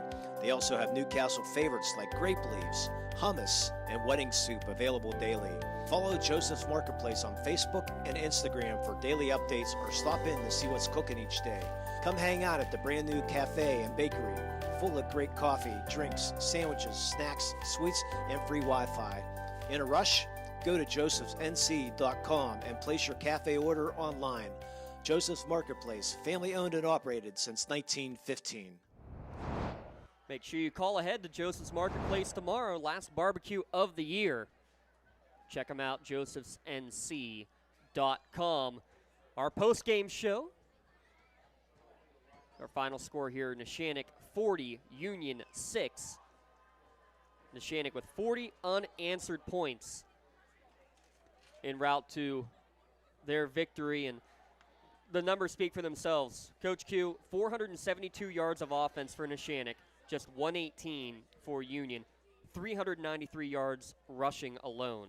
And that number was spread out through 6 different athletes. Well, let's get right to it. Yes. The Joseph's Marketplace stats and figures. I wish I had a Joseph sausage sandwich right now. You think Billy would have cooked one here tonight? Yeah, what in the world? Come on. I thought he would deliver one to you. 19 carries for Cameron Owens for 147 yards and a touchdown. Wow. Next on the numbers would be Jackson Billick, 5 carries for 68 yards. Then Peyton Weaver, 4 carries, 65 yards and a touchdown. Matt Ionelli with 5 carries, 50 yards and 2 touchdowns. Kurt Sommerfeld, 8 carries, 46 yards and a touchdown. He also had 79 yards in the air, a touchdown and a pick. Luciano DeLillo with 7 receptions for 37 yards and a touchdown. Did Neshannock, leading numbers for the Union Scotties. Tyler Staub, 91 yards in the air, 3 interceptions. Leading rusher was Jackson Clark, 8 carries for 36 yards. Staub had the rushing touchdown in the first half. 91 passing yards and for Staub, 91 passing yards, 21 rushing yards. Excuse me, I'll get it right here eventually. 112 total yards for the Scotties in tonight's contest. And the main thing is you hope that in the end everybody comes out of it healthy. It was a big injury to Jonky. We'll have to get the update on that. But I do see him walking off the field on the far sideline. So, man, that would be great. Yeah. Great news for the Scotties. And I saw Coach Robinson's reaction is, you know, we all are tied into these kids. You know how much sweat equity invested, and just hope that the kid can get back out there, even if it's towards the end of the year. So we have some awards to give here, Coach. We're going to start with our LCAP Player of the Game. It's going to go to Mr. Cameron Owens for his performance this evening. Cameron Owens, 19 carries, 147 yards, and a touchdown.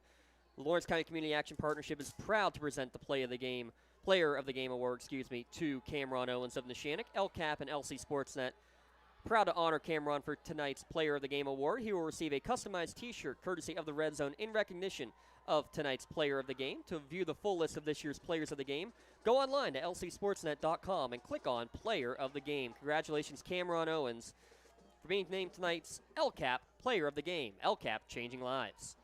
We also have our Maley Chiropractic Play of the Game award, and you see them being featured down there. We're going to give it to we're going to give it to Peyton Weaver, actually, for tonight. You could have given it to any single one of them between Weaver, Ionelli with 2 touchdowns.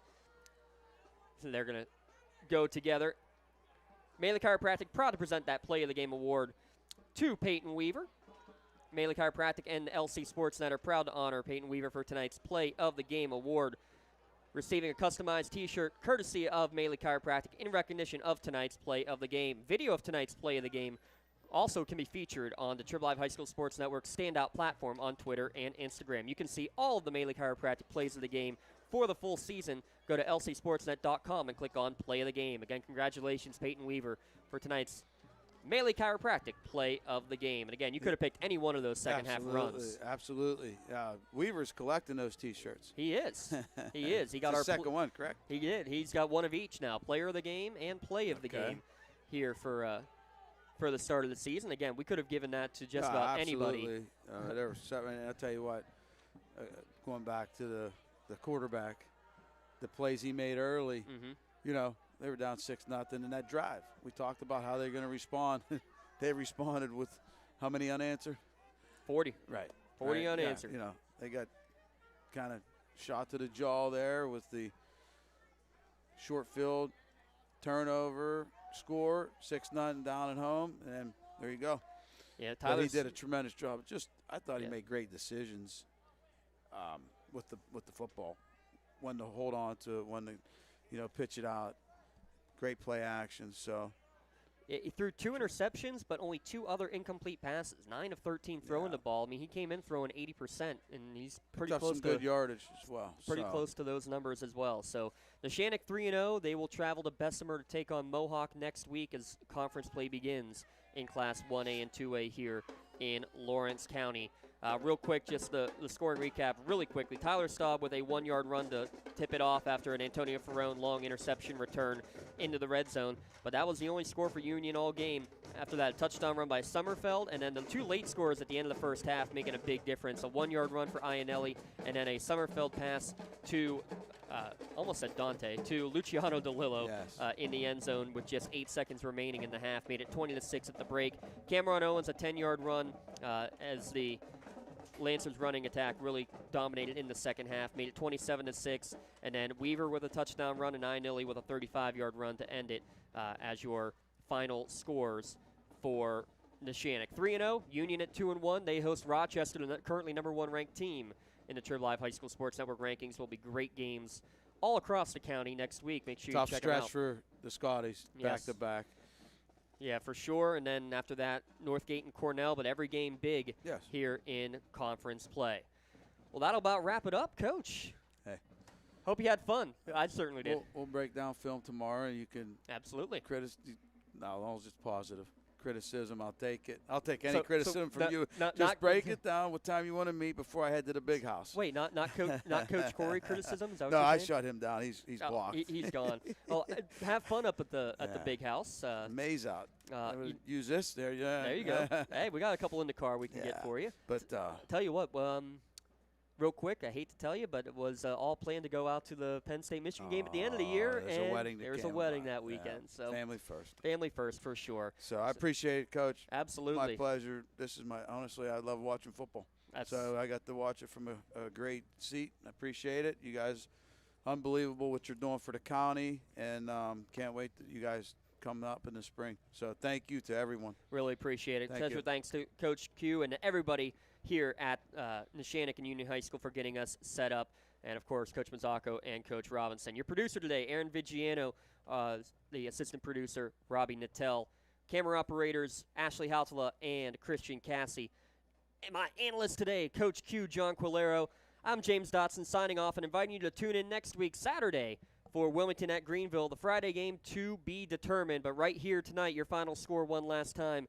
Neshannock 40, Union 6. Thanks for joining us here on the Lawrence County SportsNet, powered by LCAP.